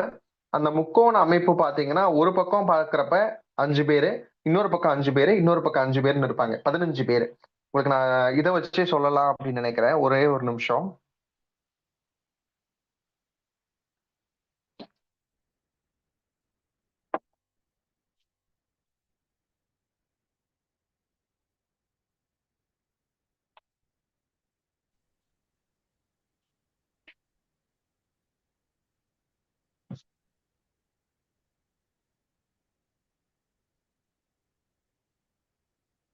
தெரியுதான்னு தெரியல. தெரியுதா? ஸ்ரீசக்கரம் மேரு தெரியுதா? தெரியுது இதுல கண்ணா. இந்த clear இதுதான் ஆ பிந்து முனை. இதுதான் பிந்து முனை. இந்த பிந்து முனையில தான் அம்பாள் வந்து எப்பயுமே வாசம் செய்வா. இந்ததான் பிந்து முனைன்னு சொல்லுவோம். பொதுவா மேரு வாங்குறீங்க அப்படின்னா அது எந்த லோகத்தில் வாங்கினாலும் சரி, நீங்க இந்த பிந்து முனை சரியா இருக்காங்கிறத மட்டும் ஒரு தடவை என்ன பண்ணிக்கணும் அப்படின்னா உறுதிப்படுத்திக்கணும். ஏன்னா நிறைய பேர் விற்க ஆரம்பிச்சிட்டாங்க. அப்படி விற்கிறப்ப இந்த பிந்து முனை மட்டும் என்ன ஆகாது அப்படின்னு கேட்டீங்கன்னா நிறைய இதுல இருக்காது. அந்த பிந்து முனை இருக்கிறதான்னு பார்த்து வாங்குங்க. முதல் விஷயம் வாங்குறது மேரு வாங்குறதா இருந்தா பிந்து முனை வாங்கணும். இது அடுத்து இருக்கக்கூடிய இந்த இந்த இந்த இந்த அடுக்கு தெரியுதா? இதுதான் ஸ்ரீ நகரம் அப்படின்னு சொல்லுவாங்க. முதல் நகரம். இங்கதான் வந்து பாத்தீங்க அப்படின்னா 15 திதி நித்யா. இன்னும் பெரிதான மேருவாக இருந்ததுன்னா நமக்கு அது ரொம்ப அழகா வந்து நம்ம பார்க்க முடியும். இது சிறிய அளவுல இருக்கிறதுனால இந்த முதல் ஆவாகனத்தை எடுத்துக்கணும். இந்த முதல் சுற்று இருக்கு இல்லையா, அதுதான் வந்து 15 பேரும் இருக்கக்கூடிய சுற்று. இப்ப இதை பாக்குறப்ப இதுதான் நமக்கு ரொம்ப முக்கியமான ஒரு விஷயமா பார்க்கிறோம். நான் வழிபடக்கூடிய பொருளை காட்டலாமா அப்படின்னு ஒரு சந்தேகம் வரும். நான் வந்து எதையுமே அவ்வளவு ஒரு நம்பிக்கை இருக்கிறதுனால, அதுவும் இது நிறைய பேத்துக்கு போய் சேரும் அப்படிங்கிற நம்பிக்கையினால இதை அப்படியே கொடுக்குறேன். அப்படி பார்த்திருந்தா ராமானுஜர் ஓம் நமோ நாராயணாங்கிற மந்திரத்தை நமக்கு கொடுத்துருக்க மாட்டார் இல்லையா? அப்படி பாக்குறப்ப இதை காட்டலாம், ஒன்றும் பிரச்சனை இல்லை. நான் அந்த அந்த விஷயத்தான் நம்புறேன். இன்னொன்னு இங்க இருக்கக்கூடிய எல்லாருமே வந்து பாத்தீங்கன்னா ஒரு நல்ல சிந்தனையின்பால் நம்ம 4 பேத்துக்கு நல்லது பண்ணணுங்கிற ஒரு அமைப்புல இருப்பீங்க அப்படிங்கிற காரணத்தினால உங்களுக்கு இந்த விஷயம் தெரியப்படுத்தணுங்கிறதுனால தெரியப்படுத்துறேன். அதனால எந்த தவறும் இல்லை அப்படின்னு நினைக்கிறேன். இந்த முதல் சுற்று இருக்கிறது தான் வந்து நமக்கு வந்து திதி நித்யா தெய்வங்கள் உரையக்கூடிய திருமண்டபம் அப்படின்னு சொல்லுவாங்க. அதுலதான் அவங்க எல்லாம் இருக்கக்கூடிய விஷயத்த பார்க்கிறோம். அதுல முதல் விஷயம் வந்து நம்ம பார்த்தோம் இல்லையா, காமேஸ்வரி அப்படின்னு சொல்லி அவங்கள பத்தி தான் அடுத்து பார்க்க போறோம். ஐயா ஒரு கேள்வி. சொல்லுங்க. வளர்பிறைக்கும் தேய்பிறைக்கும் ஒரே நித்யா தேவிங்களா? இது வளர்பிறைக்கும் தேய்பிறை தேய்பிறைக்கும். திதிக்கும் ஆமா, அதை வந்து நான் இப்ப உங்களுக்கு அதை நான் எக்ஸ்பிளைன் பண்ணிடுறேன். ஒன்னொன்னா எக்ஸ்பிளைன் பண்ணிட்டு கடைசியில போய்க்கலாம்.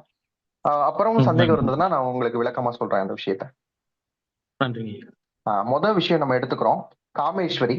இந்த காமேஸ்வரி அப்படின்னு பார்த்தாலே காமம் அப்படின்னு சொன்னாலே நமக்கு தெரியும் விருப்பம், விருப்பம் அப்படிங்கிறத நம்ம காமம்னு சொல்லுவோம். இன்னும் தமிழ் இலக்கியங்கள்ல சொல்லணும் அப்படின்னா காமம் என்றாலே காதல் தான். அது அன்பு அப்படிங்கிறதுக்கே காமம்ங்கிற வார்த்தையை தான் பயன்படுத்தியிருக்காங்க. ஒத்த காமத்தை உடைய தலைவனும் தலைவியும் இணைந்து இருக்கக்கூடியதா இல்லறம்னே சொல்லிட்டு தொல்காப்பியமே சொல்லுது. அப்ப இந்த காமம் அப்படிங்கிற விருப்ப ரூபத்தை எடுக்கக்கூடியவள் அப்படிங்கிற பொருள், விரும்பிய ரூபத்தை எடுக்கக்கூடியவள் அப்படிங்கிற பொருள்லையும் காமேஸ்வரி அப்படின்னு சொல்லக்கூடிய நித்யா வருகிறாள். இவளை என்ன சொல்லலாம் அப்படின்னா ரொம்ப அழகா ஜொலி ஜொலிப்பா இருக்கக்கூடியவளா, கோட்டி சூரிய பிரகாச ரூபிணி அப்படின்னு சொல்லுவாங்க. அப்ப கோடி சூரியனுடைய பிரகாசம் இவளுக்கு உரியது அப்படின்னு பாருங்க. இந்த தன்மையெல்லாம் நம்ம உணர்ந்துக்கணும். கோடி சூரியனுடைய பிரகாசத்தை கொண்டிருக்கக்கூடியவளாக நம்ம இவளை பார்க்கிறோம். இதுல இன்னொரு விஷயம் என்ன அப்படின்னா அவளுடைய ஆவாகனம், அவளுடைய உருவம் எப்படி இருக்கும் அப்படின்னு கேட்டா மாணிக்க மகுடம், மாணிக்க மகுடத்தை தரித்திருக்கக்கூடியவள், பொன்னால் செய்யப்பட்டிருக்கக்கூடிய மரகத மாலையை அணிந்திருக்கக்கூடியவள். இடத்தனே மாணிக்க மகுடம், அடுத்து பொன்னால் செய்யப்பட்டிருக்கக்கூடிய மரகத மாலை, ஒட்டியானம், அந்த மாதிரியான அணிகலன்களை எல்லாம் அணிந்திருக்கக்கூடியவள், 3 கண்களோடு காட்சி அளிக்கக்கூடியவள், 6 திருக்கரங்களை கொண்டிருக்கக்கூடியவள்.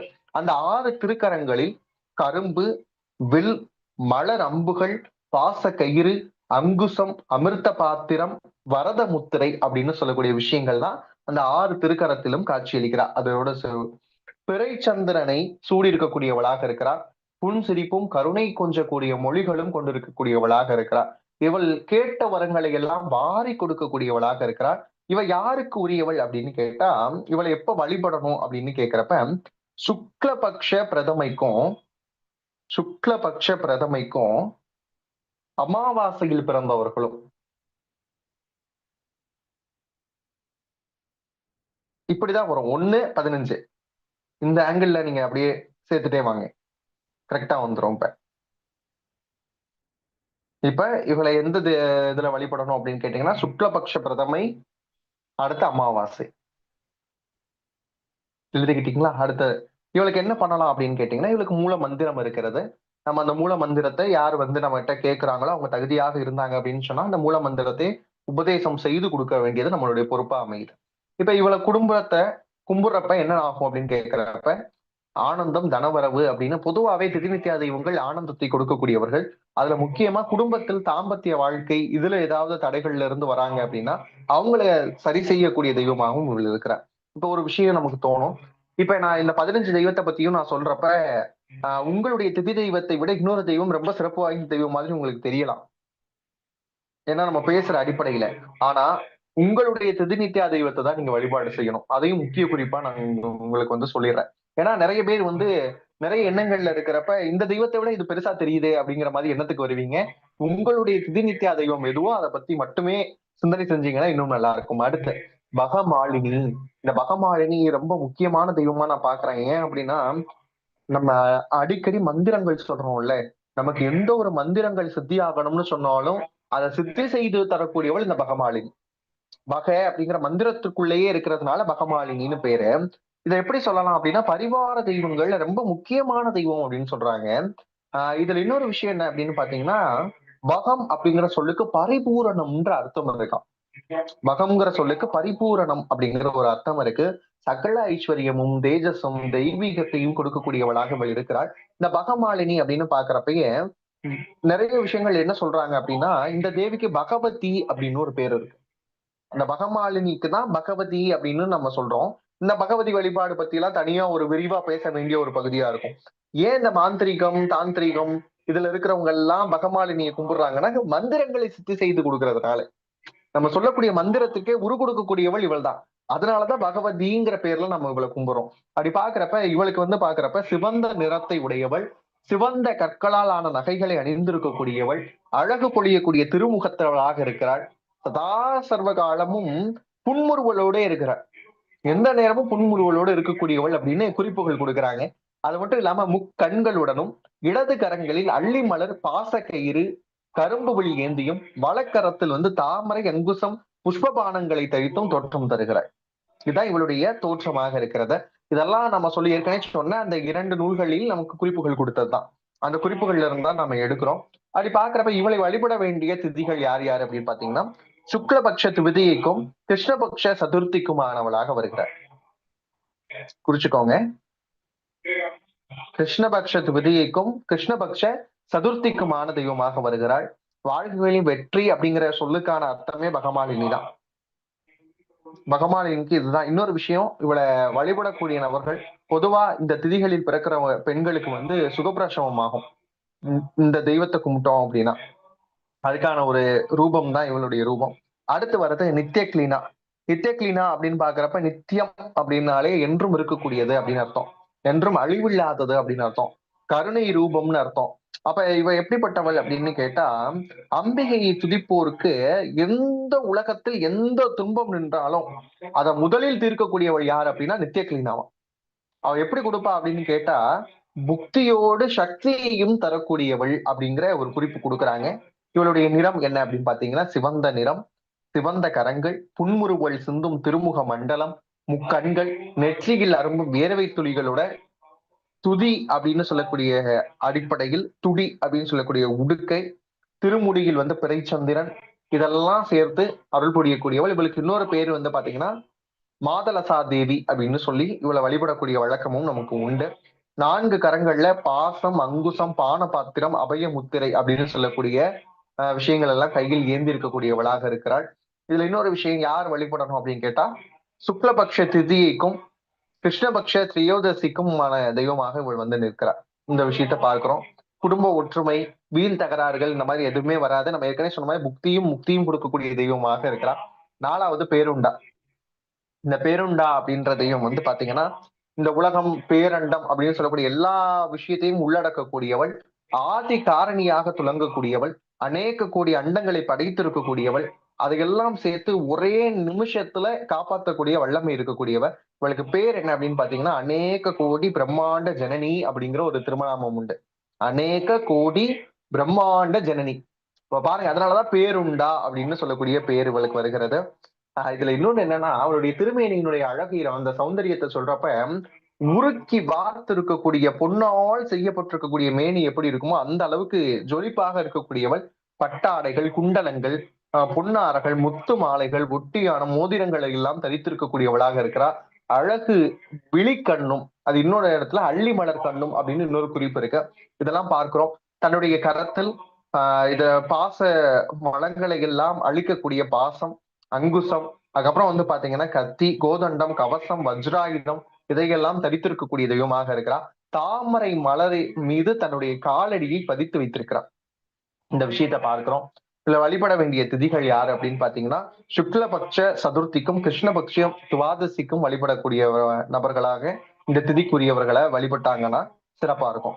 அடுத்து வந்து பாத்தீங்கன்னா இவ்வளவு இன்னொரு விஷயம் என்ன அப்படின்னு பாத்தீங்கன்னா, எப்பேற்பட்ட விஷக்கடியாக இருந்தாலும் அதனை மாற்றி அமைக்கக்கூடிய வல்லமை பேருண்டாக்க உண்டு அப்படின்ற குறிப்புகள் நமக்கு கிடைக்கப்படுது. அடுத்து நம்ம பார்க்கக்கூடிய வாக் நிவாசினி அப்படின்னு வரக்கூடியவள். இவள் வந்து பாத்தீங்கன்னா அக்னி மண்டலத்தில் உரையக்கூடியவளாக இருக்கிறாள். நெருப்பினுடைய வடிவமாக இருக்கிறாள். இவளுடைய மூலாதாரம் அப்படின்னு நம்ம சொல்லுவோம் இல்லையா, நமக்கு ஆற்றல் மையங்கள்ல மூலாதாரம் அப்படின்ற விஷயம் இருக்குல்ல, அது இயங்கினா மட்டும்தான் மற்ற ஆற்றல் மையத்திலிருந்து நமக்கு விநாயகர் அவளில் கூட ஔவையார் சொல்லுவாங்க, மூலாதாரத்திலிருந்து தான் எல்லா விஷயமும் கிடைக்கும் அப்படின்னு. அந்த மூலாதார சக்கரத்தை இயக்கக்கூடியவள் குண்டலினி அப்படின்னு நம்ம சொல்றோம் இல்லையா, அந்த குண்டலினியை இயக்கக்கூடியவள் யார் அப்படின்னு பாத்தீங்கன்னா இந்த அம்பிகை தான். இதுல இன்னொரு விஷயம் என்ன அப்படின்னு கேட்டீங்கன்னா, மகா மந்திரத்தினுடைய வாக்பவ காமராஜ சக்தி கூடங்கள் அப்படின்னு சொல்லக்கூடிய எல்லாத்தையும் அடக்கம் செய்யக்கூடியவள், எல்லாத்தையும் ஒரே கையில் வைத்திருக்கக்கூடியவள், அழகே உருவாக இருக்கக்கூடியவள், மஞ்சள் நிற பீதாம்பரத்தை அணிந்திருக்கக்கூடியவள், பட்டினை அணியக்கூடிய நபராக இருக்கிறார். தன்னுடைய திருக்கரத்தில் தாமரை, சங்கு, கரும்பு, வில், அள்ளி மலர், கொம்பு, மலரம்புகள், மாதுளம் பழம், அமிர்த கலசம் எல்லாத்தையும் தன்னுடைய கைகளில் வைத்திருக்கக்கூடியவளாக இருக்கிறார். வழிபட வேண்டிய திதிகள் யார் அப்படின்னு பாத்தீங்கன்னா, சுக்லபக்ஷ பஞ்சமியும் கிருஷ்ணபக்ஷ ஏகாதசியும், இந்த திதிகளில் பிறந்தவர்கள் இவரை வந்து வழிபடணும். நோய்கள் தீரவும் சுகபோக வாழ்வை அனுபவிக்கவும் இவளை வழிபடலாம் அப்படின்னு சொல்றாங்க. அடுத்து 6வது வந்து பாத்தீங்கன்னா மகா வஜ்ரேஸ்வரி. இந்த மகா வஜ்ரேஸ்வரி அப்படிங்கிறப்ப உடலை வஜ்ரதேகமாக, உடல் மட்டும் இல்ல மனதையும் வஜ்ரமாக மாற்றக்கூடியவள். நல்லா பாருங்க, நமக்கு 1000 தெரியும், 1000 விஷயம் தெரியும், நம்ம கட்டத்துல இப்படிதான் நடக்கும்னு கூட நமக்கு தெரியும். நம்ம ஆனா நமக்கு வந்து என்ன பண்ணக்கூடாது அப்படின்னு சொல்லுவாங்க, ஒரு நோயாளியும் சரி, அதாவது வந்து ஒரு மருத்துவன், அதே மாதிரி ஒரு ஜோசியன், தனக்குத்தானே மருத்துவம் பார்க்க கூடாது, தனக்குத்தானே ஆர்வம் பார்க்க கூடாது அப்படிங்கிறத பொது விதியா சொல்லுவாங்க. ஆனால் நம்ம சும்மா இருப்போமா? ஊருக்கே நம்ம பார்த்து பலன் சொல்றோம். நம்மளுடைய கட்டத்தை பாக்குறப்ப ஆட்டோமேட்டிக்கா நம்மளுடைய மைண்ட் என்ன ஆக ஆரம்பிச்சிடும், நமக்கு ஏத்த விஷயங்களை செயல்பட ஆரம்பிக்கும். அப்படி இருக்கக்கூடியப்ப நமக்கு என்ன தோணும் அப்படின்னு கேட்டீங்கன்னா, நம்முடைய மனசு சில நேரங்கள்ல உடைஞ்சு போகுங்க. எல்லாருக்கும் ஆறுதல் சொல்லுவோம், ஊருக்கே ஆறுதல் சொல்லுவோம். ஆனா நம்ம மனசு என்ன ஆகும், சில சமயங்கள் உடைஞ்சு போவோம் நமக்கு சுத்தி இருக்கக்கூடிய விஷயங்களால. இந்த பாட்டு நீங்க கேள்விப்பட்டிருக்கீங்களா அப்படின்னு தெரியல. மகாகவி காளிதாசனுடைய திரைப்படம். அந்த திரைப்படத்துல ஒரு பாட்டு வரும், கண்ணதாசன் எழுதியிருக்கக்கூடிய வரி. எனக்கு அந்த வரியை கேட்கிறப்பயே கண்ணதாசன் அவருக்கு அவரே எழுதிக்கிட்டாரோ அப்படின்னு தோணும். என்ன வரி அப்படின்னா, காலத்தில் அழியாத காவியம் தர வந்த மாபெரும் கவிமன்னனே, உனக்கு தாய் ஒரு மொழி சொல்லுவேன் அப்படின்னு ஒரு பாட்டு. தைரியமா நீங்க போய் கேட்டு பாருங்க. அந்த பாட்டுல காளியே வந்து ஒரு மூதாட்டி ரூபத்துல வந்து காளிதாசுக்கு வந்து என்ன பண்ணுவாங்க அப்படின்னா அறிவுரை சொல்லுவாங்க. அந்த பாட்டு கேளுங்க. காலத்தில் அழியாத காவியம் தர வந்த மாபெரும் கவிமன்னனே, உனக்கு தாய் ஒரு மொழி சொல்லுவேன்னு சொல்லிட்டு ஒரு இடம் சொல்லுவாங்க. யாருக்கும் வாழ்வுண்டு, அதற்கு ஒரு நாள் உண்டு, அதுவரை பொறுப்பாயடா என் மகனே, என் அருகினில் இருப்பாயடா அப்படிங்கிற வார்த்தை. அதுல சொல்லுவாங்க, ஊருக்கு கதை சொல்வோர் உள்ளத்தை வதை செய்தால் சீர்பெரும் கவி பாடுமே மகனே, தெய்வத்தின் முகம் மாடுமே அப்படின்பாங்க. நம்மளாம் யாரு, ஊருக்கு உபதேசம் செய்யக்கூடியவங்க. அப்ப நம்முடைய மனம் உடையாமல் இருக்க யாரை வழிபடணும்னு கேட்டா மகா வஜ்ரேஸ்வரியை வழிபடணும்.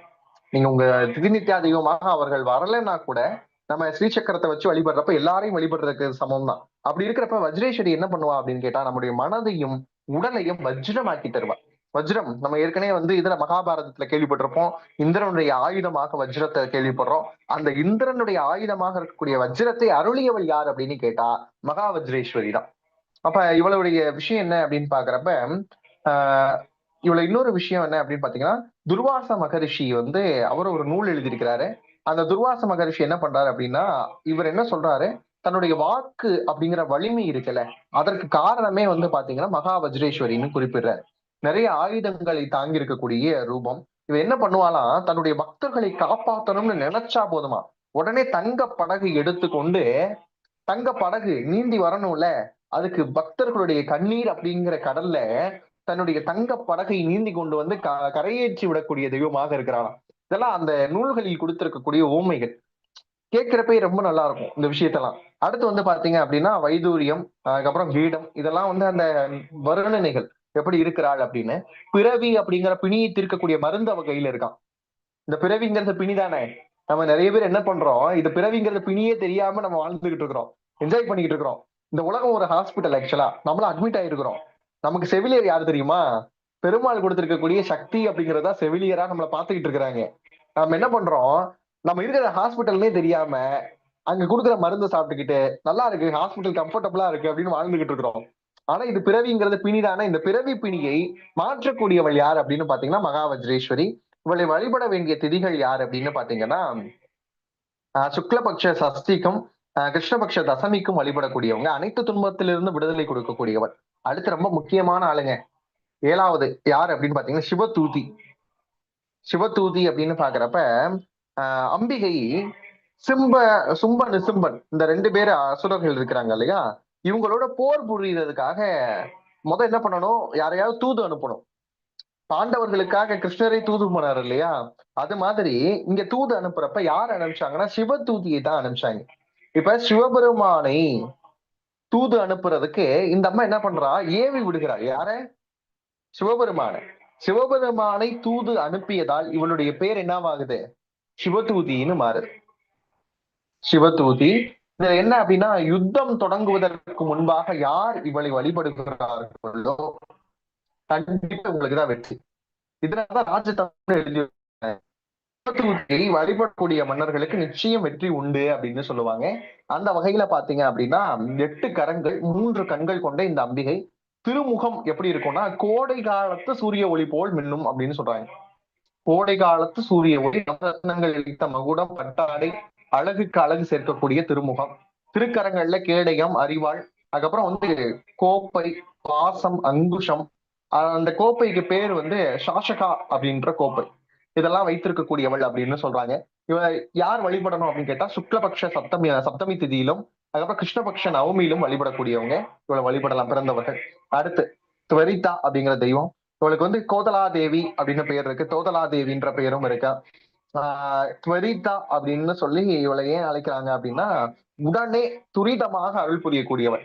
வணங்கணும் அப்படின்னா, நான் வந்து என்னுடைய கிளைண்ட் ஒருத்தருக்கு இந்த திதிநித்யா தெய்வத்தை எடுத்து கொடுத்தேன். ஆக்சுவலா அவருக்கு வந்து இந்த துவரிதா மத்த திதிநித்யா தெய்வங்கள் சித்தி ஆகுறதுக்கு எவ்வளவு நேரம் எடுக்குமோ அதை விட சீக்கிரமா உடனே அருள் புரிந்த இதை வந்து என் கண் கூட என்னுடைய வாழ்க்கையிலே என்னால பார்க்க முடிஞ்சது. நான் எடுத்து கொடுத்து அவரு வழிபட ஆரம்பிச்சு 48 நாட்கள் நம்ம சொல்லுவோம், 11 நாட்களிலே சித்தி ஆயிடுச்சு அவருக்கு.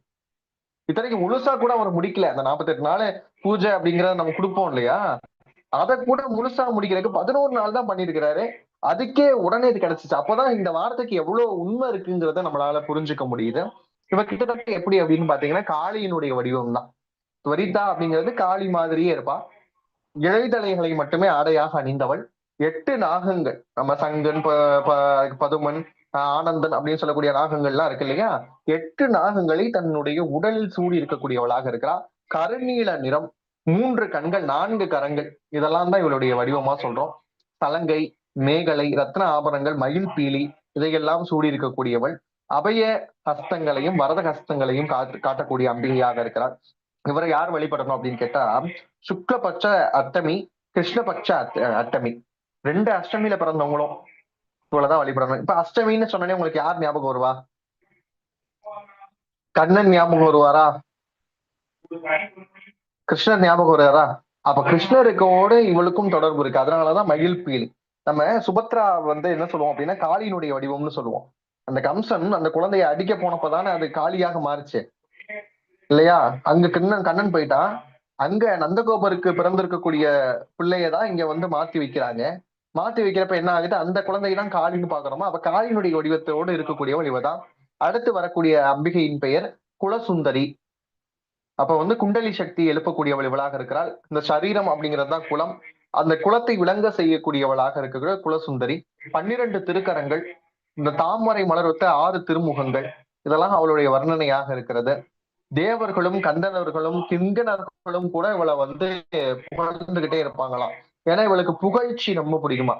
குலசுந்தரியை சுற்றி தேவர்கள் எந்நேரம் புகழ்ந்து கொண்டே இருப்பார்களா, கந்தர்வர்கள் புகழ்வார்களாம், இதெல்லாம் வந்து சொல்றாங்க.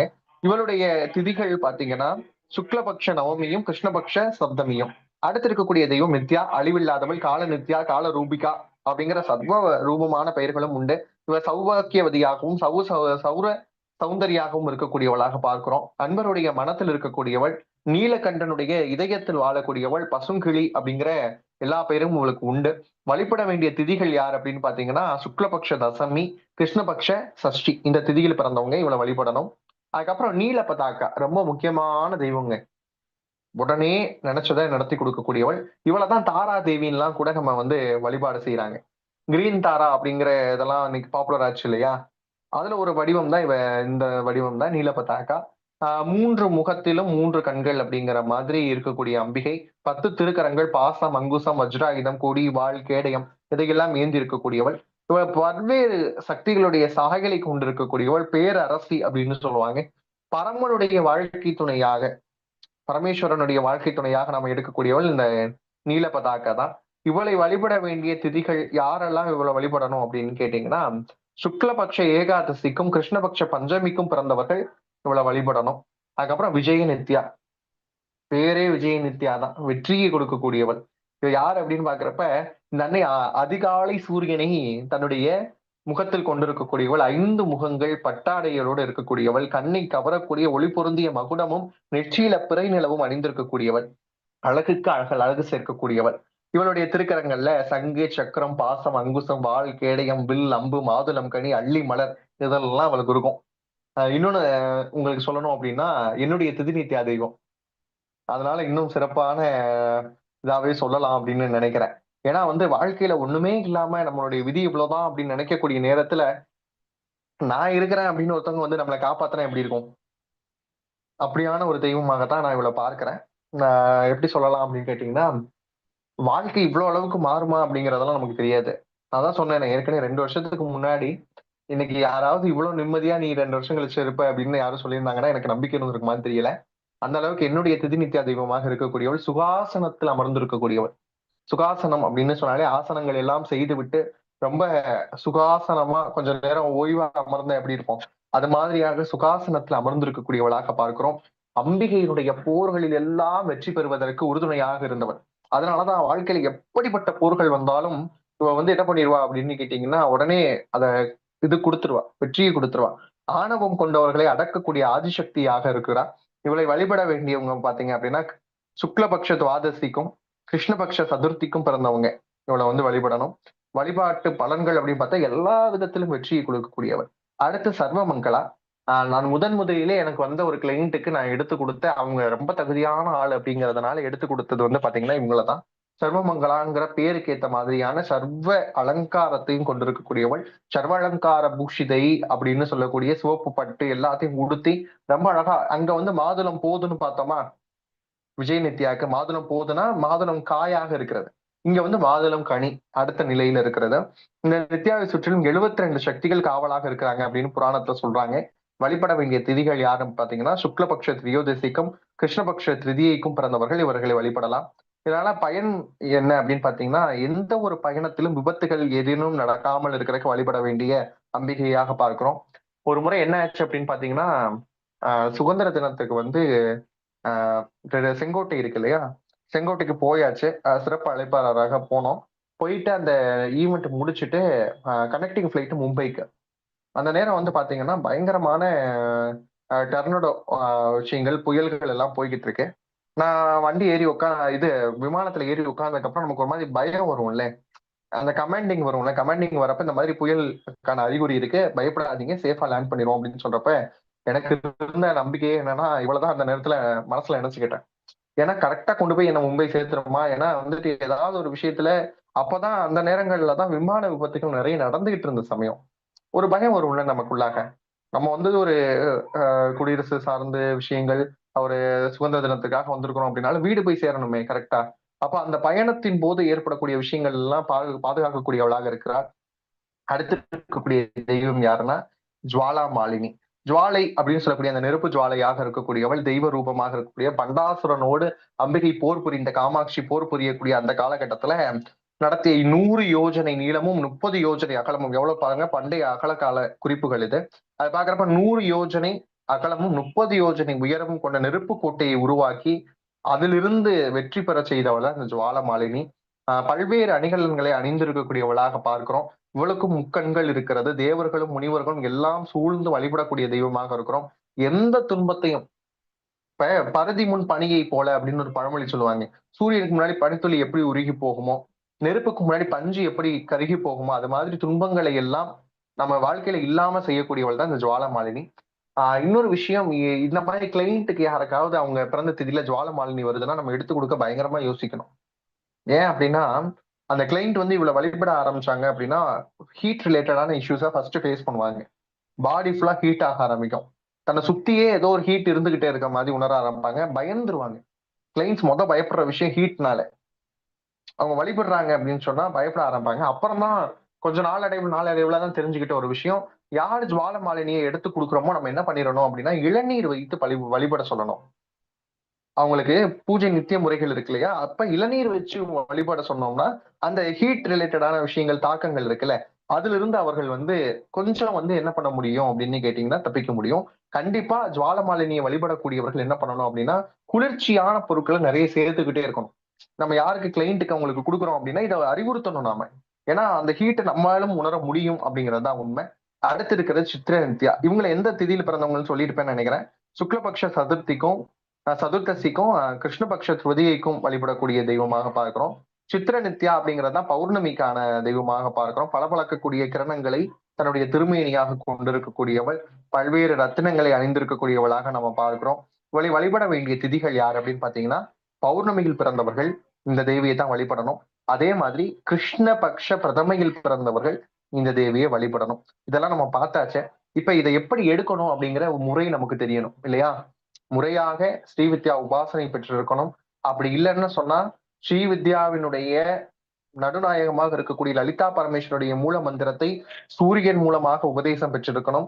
அப்படி இல்லை என்றால் சிவதுர்க்கை விஷ்ணு துர்க்கை கிட்ட இருந்து உபதேசம் பெற்று 48 நாட்கள் மாமிசம் அருந்தாமல் மத்த விஷயங்கள் ஏதோ நம்ம எப்பயும் விரத காலங்கள் எப்படி இருப்போமோ உடலும் மனமும் தூய்மையாக, நம்ம இதை அடிக்கோடிட்டு வச்சுக்கணும். உடலும் மனமும் ரொம்ப தூய்மையா இருக்கணும். திருமணமானவர்கள் மற்ற விஷயங்கள்ல எல்லாம் ஈடுபடாம, அதே மாதிரி அதான் நம்ம பொதுவா சொல்ற மாதிரி உடலும் மனம் தூய்மையாக 48 நாட்கள் மாமிசம் அருந்தாமல் இருக்கணும். அதே மாதிரி நீங்க டிராவலே எங்க போனாலும் கூட இந்த மேருவை எடுத்துட்டு போய் பூஜை பண்ணிடணும். உங்களுக்கான திதிநித்திய தெய்வம் யாரோ அவங்களுக்கான மலர்கள் இருக்கு, அவங்களுக்கான நிறங்கள் இருக்கு, அவங்களுக்கான என்ன வச்சு படைக்கணும் அப்படிங்கிற வழிபாட்டு முறைகள் இருக்கு. இதெல்லாம் தான் இந்த இதனுடைய உச்சம் அப்படின்னு நினைக்கிறேன். ஒரு தேவிக்குமான இது இருக்கு இல்லையா? அப்ப உங்களுடைய திதி எதுவோ அந்த திதிக்குரிய தெய்வம் யாருங்கிறத அவங்கள சித்தி செய்யணும். 48 நாட்கள் தொடர்ந்து அவங்களுக்கு மூல மந்திரம் ஒண்ணு இருக்கும். அது போக ஒரு காயத்ரி மந்திரம் மாதிரி ஒண்ணு இருக்கும். இரண்டையுமே மூல மந்திரத்தை தினமும் பாத்தீங்க அப்படின்னா 1000 முறை சொல்லணும் 48 நாட்கள். அதே மாதிரி காயத்ரி மந்திரம் இருக்கு இல்லையா? அதை 11 முறையாக ஒரு மந்திரத்தை 11 முறை சொல்லணும். இப்படி 48 நாட்கள் சொல்லி சித்தி பண்ணிக்கணும். உங்களுக்கு சித்தி ஆயிடுச்சான்ற ஒரு கேள்வி வரும்ல, நமக்கு முதல்ல அது சித்தி ஆயிருக்கா அப்படின்னு கேட்டா, உங்கள் வாழ்க்கையில என்னென்ன துன்பங்கள் இருக்கோ அது கொஞ்சம் கொஞ்சமா விலக ஆரம்பிக்கும். அதே மாதிரி நான் முன்ன சில அறிகுறிகள் எல்லாம் சொன்னேன்ல, அம்பிகையினுடைய அருள் உங்களுக்கு கிடைச்சதுன்னா என்னென்ன அறிகுறிகள் கிடைக்கும்னு, அதெல்லாம் உங்க வாழ்க்கையில நடக்க ஆரம்பிக்கும். அதெல்லாம் நடந்தா அது சித்தி ஆயிடுச்சுன்னு அர்த்தம். எது நம்ம வழிபட்டு இருக்கக்கூடிய அந்த முறைகள் சித்தி ஆயிடுச்சுன்னு அர்த்தம். சித்தி ஆயிடுச்சுங்கிற விஷயம் உங்களுக்கு தெரிஞ்சிருச்சுன்னா அடுத்து என்ன பண்ணணும் அப்படின்னு கேட்டீங்கன்னா, உங்களுக்கு யாராவது கிளைண்ட் வராங்க அப்படின்னா அவங்க உண்மையா இருக்கணும். முதல் விஷயம், இந்த வம்பு வழக்குகள்ல கோர்ட்டு இந்த மாதிரி போயிட்டு வராங்க இருக்குல்ல, அவங்க பக்கம் என்ன இருக்கணும் அப்படின்னா, முதல்ல அவங்க பக்கம் நியாயம் இருக்கணும். அது நமக்கு எப்படி தெரியும்? நம்ம எப்பயும் ஆரோடத்தையும் பார்த்துருவோம். அதே மாதிரி அவங்க சொல்றவங்களுடைய முகத்தையும் நம்ம பார்க்கிறோம், எல்லாம் பார்க்கிறோமா? இன்னொன்னு அந்த திதிநித்திய தெய்வம், நம்முடைய திதிநித்திய தெய்வம் நமக்கு உணர்த்தும் இவங்களுக்கு கொடுக்கலாமா வேணாமாங்கிறத. நம்ம ஒருத்தவங்களும் வராங்க அப்படின்னா எல்லாருக்கும் நம்ம என்ன பண்ணிடக்கூடாது, எடுத்து கொடுத்துடக்கூடாது. இதனுடைய முறைகள் சூட்சமங்கள் ஜாஸ்தி. இது என்ன பண்ணணும் அப்படின்னு கேட்டா, மேலோட்டமா சொல்றேன், இன்னும் முறைகள் இருக்கு. ஏன்னா மேலோட்ட முறைகள் ஏன்னு சொல்றேன்னா, ஸ்ரீவித்யா உபாசனை நிறைய எல்லாருமே வாங்கியிருக்க மாட்டாங்கிறதுனால ரொம்ப மேலோட்டமா சொல்றேன். நம்ம கண்ணாடியில் இருந்து உருவத்தை பின்னம் எடுப்போம் தெரியுமா? பிம்பம் எடுக்கிறோம் இல்லையா? அந்த மாதிரியாக ஒரு நிலை கண்ணாடி வச்சுக்கணும். மேரு இருக்கணும். மேருல இருந்து ஒரு நூல் போகணும், அது கண்ணாடிக்கு போகணும். கண்ணாடியில இருந்து நம்ம கொடுக்கக்கூடிய திருப்படத்திற்கு போகணும். இது ஒரு முக்கோண அமைப்புல இருக்கணும். இந்த முக்கோண அமைப்புல இருக்கிறப்ப நடுவுல விளக்கு எரியணும். அந்த விளக்குல இருந்து வரக்கூடிய ஒளி பாத்தீங்க அப்படின்னா கண்ணாடியில படணும். கண்ணாடியில பிம்பம் மேரு மந்திரத்தினுடைய பிம்பம் இருக்கணும். இப்படி இருந்ததுன்னு சொன்னா கரெக்டா அந்த இதுல அந்த ஒளி ரூபத்திலேயே அந்த திருப்படத்திற்கு இந்த மேருவில இருந்து நாம் வழிபடக்கூடிய மேரு அதுக்கு சக்தியா இருக்கணும். இதனுடைய அடிப்படையே அதுதான். நம்ம வழிபடுறோம்ல இந்த மேரு, அந்த மேருக்கு முதல் சக்தி இருந்தாதான் இது ஆவாகனம் ஆகும். நமக்கு இந்த கும்பாபிஷேக காலங்கள்ல எல்லாம் நம்ம குலதெய்வ கோயில் கும்பாபிஷேகங்கள் எல்லாம் பார்த்திருப்பீங்கன்னு நினைக்கிறேன். கலசத்துல இருந்து ஆவாகனம் பண்ணுவாங்கல்ல, கலசத்துல இருந்து ஆவாகனம் பண்ணுவாங்கல்ல, அதே முறைதான். ஆனா அதை விடவும் நம்ம ரொம்ப சக்தியா இருக்கணும். அது இருந்தா மட்டும்தான் நம்மளும் சரியா இருக்கும், நம்ம கொடுக்குறவங்களுக்கும் சரியா இருக்கும். அதே மாதிரி கொடுக்குறவங்களும் 48 நாட்கள் யார் இதை வாங்குறாங்களோ முறையா பூஜை பண்றவங்களா இருக்கணும். அவங்களும் மது மாமிசம் எதுவும் எடுக்கக்கூடாது. கணவன் மனைவியாக இருந்தாங்க அப்படின்னாலும் சரி, பிரம்மச்சரிகளாக இருந்தாலும் சரி, உடல் ரொம்ப சுத்தமா இருக்கணும். அதுக்கப்புறம் பாத்தீங்க அப்படின்னா இந்த மந்திரங்களை சரியாக சொல்லக்கூடியவங்களா இருக்கணும். இல்ல சார் ஒரு நாள் சொன்னேன் அடுத்த நாள் சொல்லல, அந்த பேச்சே இருக்கக்கூடாது. அந்த சொல்லக்கூடிய நபர்களாக இருக்கணும். அது மட்டும் இல்லாம யாருக்கு கொடுக்கணுங்கிறதுல நாம் ரொம்ப கவனமா இருக்கணும். ஏன்னா இது சில சமயங்கள் என்ன ஆகும், தவறான நபர்களுக்கு கொடுக்கும் போது நம்முடைய வலிமையை நாம் இழக்க நேரிடும். முதல் விஷயம் அதுதான். இதை யாருக்கு கொடுக்கணுங்கிறதுல இருக்கணும். அதே மாதிரி இதை என்ன செய்யணும் அப்படின்னு கேட்டீங்கன்னா, ரொம்ப கஷ்டத்துல இருக்கிறாங்க, ரொம்ப அவங்களுக்கு இதை கொடுத்தாதான் அவங்க வாழ்க்கையே முன்னேறுங்கிற மாதிரியான ஒரு சூழல் இருந்தா தாராளமா கொடுக்கலாம். அவங்க இதெல்லாம் முறையா பண்ணுவாங்க அப்படின்னு சொன்னா தாராளமா கொடுக்கலாம். இது வரைக்குமே நான் எனக்கு எனக்கு தெரிஞ்ச 3 கிளைண்ட் மட்டும்தான் நான் இதை கொடுத்துருக்கேன். இது வரைக்கும் எனக்கு கேட்டு நான் ஒரு 7-8 வருஷத்துக்கு மேலேயும் கொடுத்துருக்கேன்.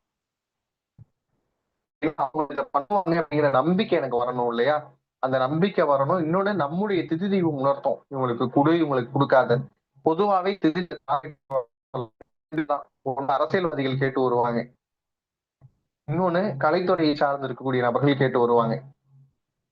பொதுவா காமன் பீப்புள் இதை கேட்டு வரதே கிடையாது. நீங்க நல்லா பாருங்க, இந்த கேட்டு வர்றது யாரா இருக்கும் அப்படின்னு பாத்தீங்கன்னா, ஒண்ணு அரசியல்வாதிகளா இருக்கும், இன்னொன்னு பாத்தீங்க அப்படின்னா கலைத்துறையை சார்ந்த நபர்களா இருக்கும்.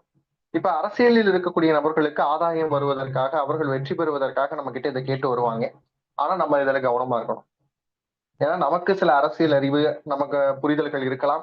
நாம சில நம்மில் பலர் வந்து என்ன இருக்கலாம், ஒரு சில கட்சிகளில் இருக்கலாம், அமைப்புகள்ல இருக்கலாம். ஆனா யாருக்கு கொடுக்கணுங்கிறது, ஏன்னா மக்கள் தொடர்பில் இருக்கக்கூடியவங்க அப்படிங்கிறப்ப யாருக்கு கொடுக்கணுங்கிறதுல நான் ரொம்ப கவனமா இருக்கணும். பெரும்பாலான என்கிட்ட வந்திருக்கக்கூடிய அரசியல்வாதிகள்ல சில பேர் வந்து பாத்தீங்கன்னா கேட்டிருக்கிறாங்க. ஆனா வந்து எனக்கு உத்தரவாகலை அப்படிங்கறத நான் வெளிப்படையா சொல்லிடுவேன். கிடைக்கலன்னா கிடைக்கலைங்க, இல்லைங்க உத்தரவாகலை, தப்பா எடுத்துக்காதீங்கிறதையும் நம்ம சொல்லி அனுப்புறப்பதான் நாம சேஃபா இருக்க முடியும். அது மாதிரி சில விஷயங்களை கவனமா இருந்துட்டோம் அப்படின்னா, இந்த திதி தெய்வங்கள் உண்மையா விதியை மாத்துமான்னு கேட்டா கண்டிப்பா மாற்றும்.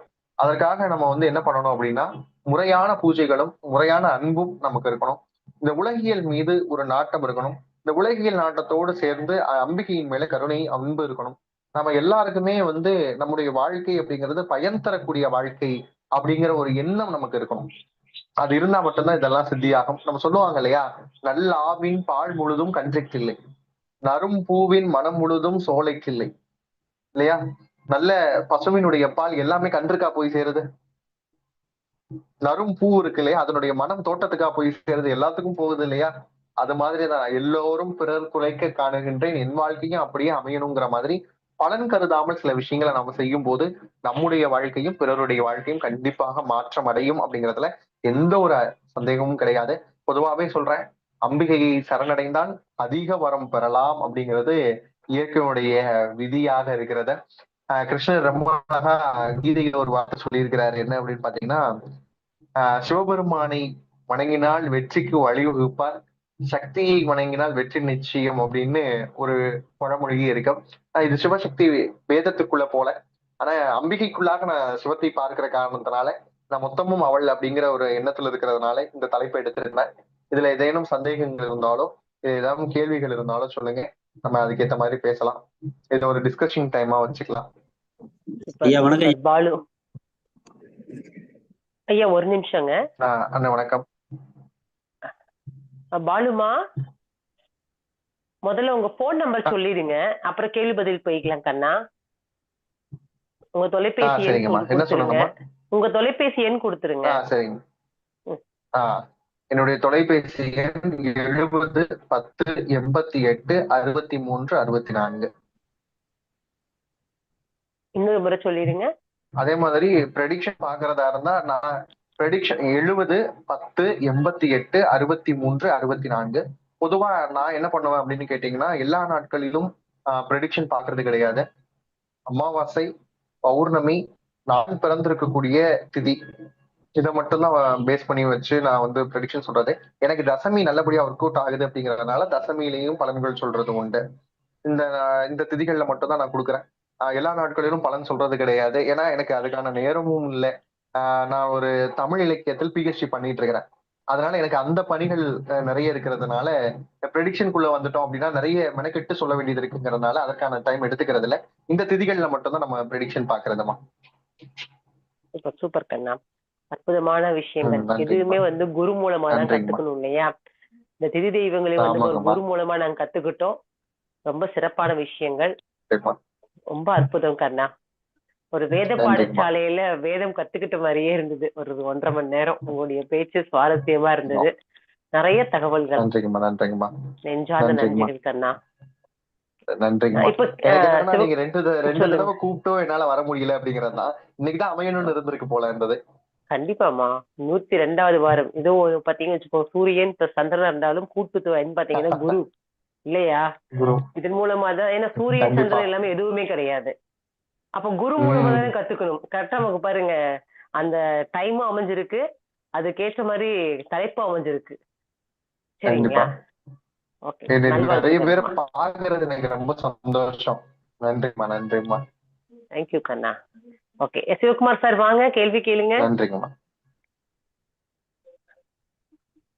ஐயா வணக்கம் ஐயா.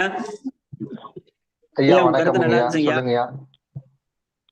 ரொம்ப சந்தோஷங்க. இடையில வர முடிஞ்சேன் ஐயா, டியூட்டில இருந்தேன். டியூட்டில இருந்துட்டு கொஞ்சம் சரிங்க சரிங்க. தவற எடுக்க. சதுர்த்தி திதிக்கு வந்து என்ன தேவைங்க? அத அடியனுக்கு சதுர்த்தி. சதுர்த்திக்கா? சதுர்த்தி நீங்க கிருஷ்ணபக்ஷ சதுர்த்தியா இல்ல சுக்லபக்ஷமா? சுக்லபக்ஷங்கய்யா. சுக்லபக்ஷமாங்கய்யா? ஒரு நிமிஷம்.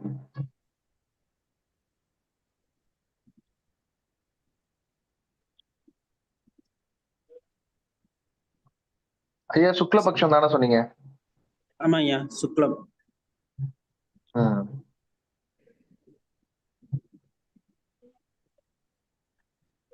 சூரியன் தனுசுல ஐயா, கடகத்துல சந்திரன்.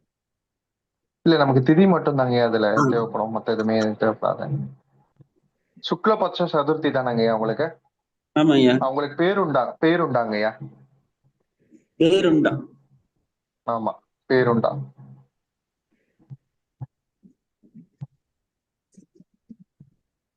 சரிங்க. நமக்கு ஈஸியா சித்தி ஆயிருங்கய்யா. எனக்கு என்ன கேட்டா வந்து 33 நாட்கள், 48 நாள்ல 33 நாள்லயே சித்தி ஆகக்கூடிய தெய்வம் பேருண்டா. சரிங்க.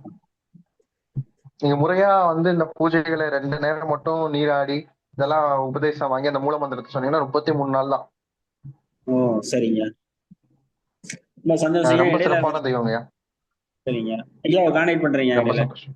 கண்டிப்பாங்க ஐயா. வேற ஏதாவது? அடுத்து வாங்க, யார் கேள்வி கேக்குறீங்க? நீங்க எந்த ஊரு, உங்க பெயர் அறிமுகப்படுத்திட்டு தம்பிகிட்ட கேள்வி கேளுங்க. வாங்க. பொன்னுசாமிங்க, கோயம்புத்தூருங்க. சொல்லுங்கய்யா. வணக்கம். சுக்லபட்ச துவாதசி திதிக்கு என்னங்க? சுக்லபட்ச துவாதசியாங்கய்யா? ஆமாங்கய்யா. எல்லா திதிக்குமே தெய்வத்தையும் சொன்னாரு, அவங்க எப்படி இருப்பாங்கன்னு உருவத்தையும் சொன்னாரு, எப்படி வழிபடணும்னு சொன்னாங்க. அதுக்கப்புறம் ஏன் இந்த கேள்வி கேக்குறீங்க? சுக்லபக்ஷ துவாதசிக்கு வந்து விஜய் நித்யா, நான் உங்களுக்கு என்ன பண்ணிடுறேன், நீங்க குழு எதுவும் வச்சிருக்கீங்களாமா? நான் இதை உங்களுக்கு போட்டு விட்டுறேன், யார் யாருக்குங்கிற திதி நித்யா தெய்வங்களை அந்த திதி சார்ந்து போட்டு நான் வந்து உங்களுக்கு பேரும் போட்டு அனுப்பிச்சு வச்சிடறேன். நானு இந்த கேள்விகள் இருந்தா நான் உங்களுக்கு போட்டு விட்டுறேன், யார் யாரு என்னென்ன திதி அப்படிங்கறத நான் உங்களுக்கு அனுப்பிச்சு வச்சிடறேன். நீங்க அதை பகிர்ந்துருங்க. நன்றிங்க ஐயா. நன்றிங்க. நன்றிங்க. நெக்ஸ்ட் என்ன கேள்வி கேக்குறீங்க? நான் உங்களுக்கு வந்து திதிநித்யா தெய்வத்தை காட்டுறேன்னு சொல்லியிருந்தேன் இல்லையா, நான் எந்த காமிக்கிறேன் நானு. ஓகேமா.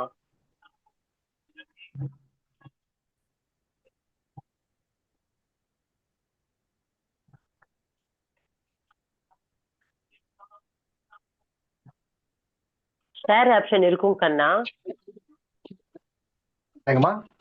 அதுல ஷேர் ஆப்ஷன் இருக்கும். சப்போஸ் உங்க மொபைல்ல இருக்கு அப்படின்னா ஷேர்க்குள்ள போயிட்டீங்கன்னா உங்களுடைய மொபைல் இல்ல. மொபைல் இல்லையா? ஓகே ஓகேமா, அது தெரியுமா? ஏன் அந்த மொபைல்ல இருக்கு, இந்த மொபைல்ல ஆக்சுவலா நான் வச்சுக்கல.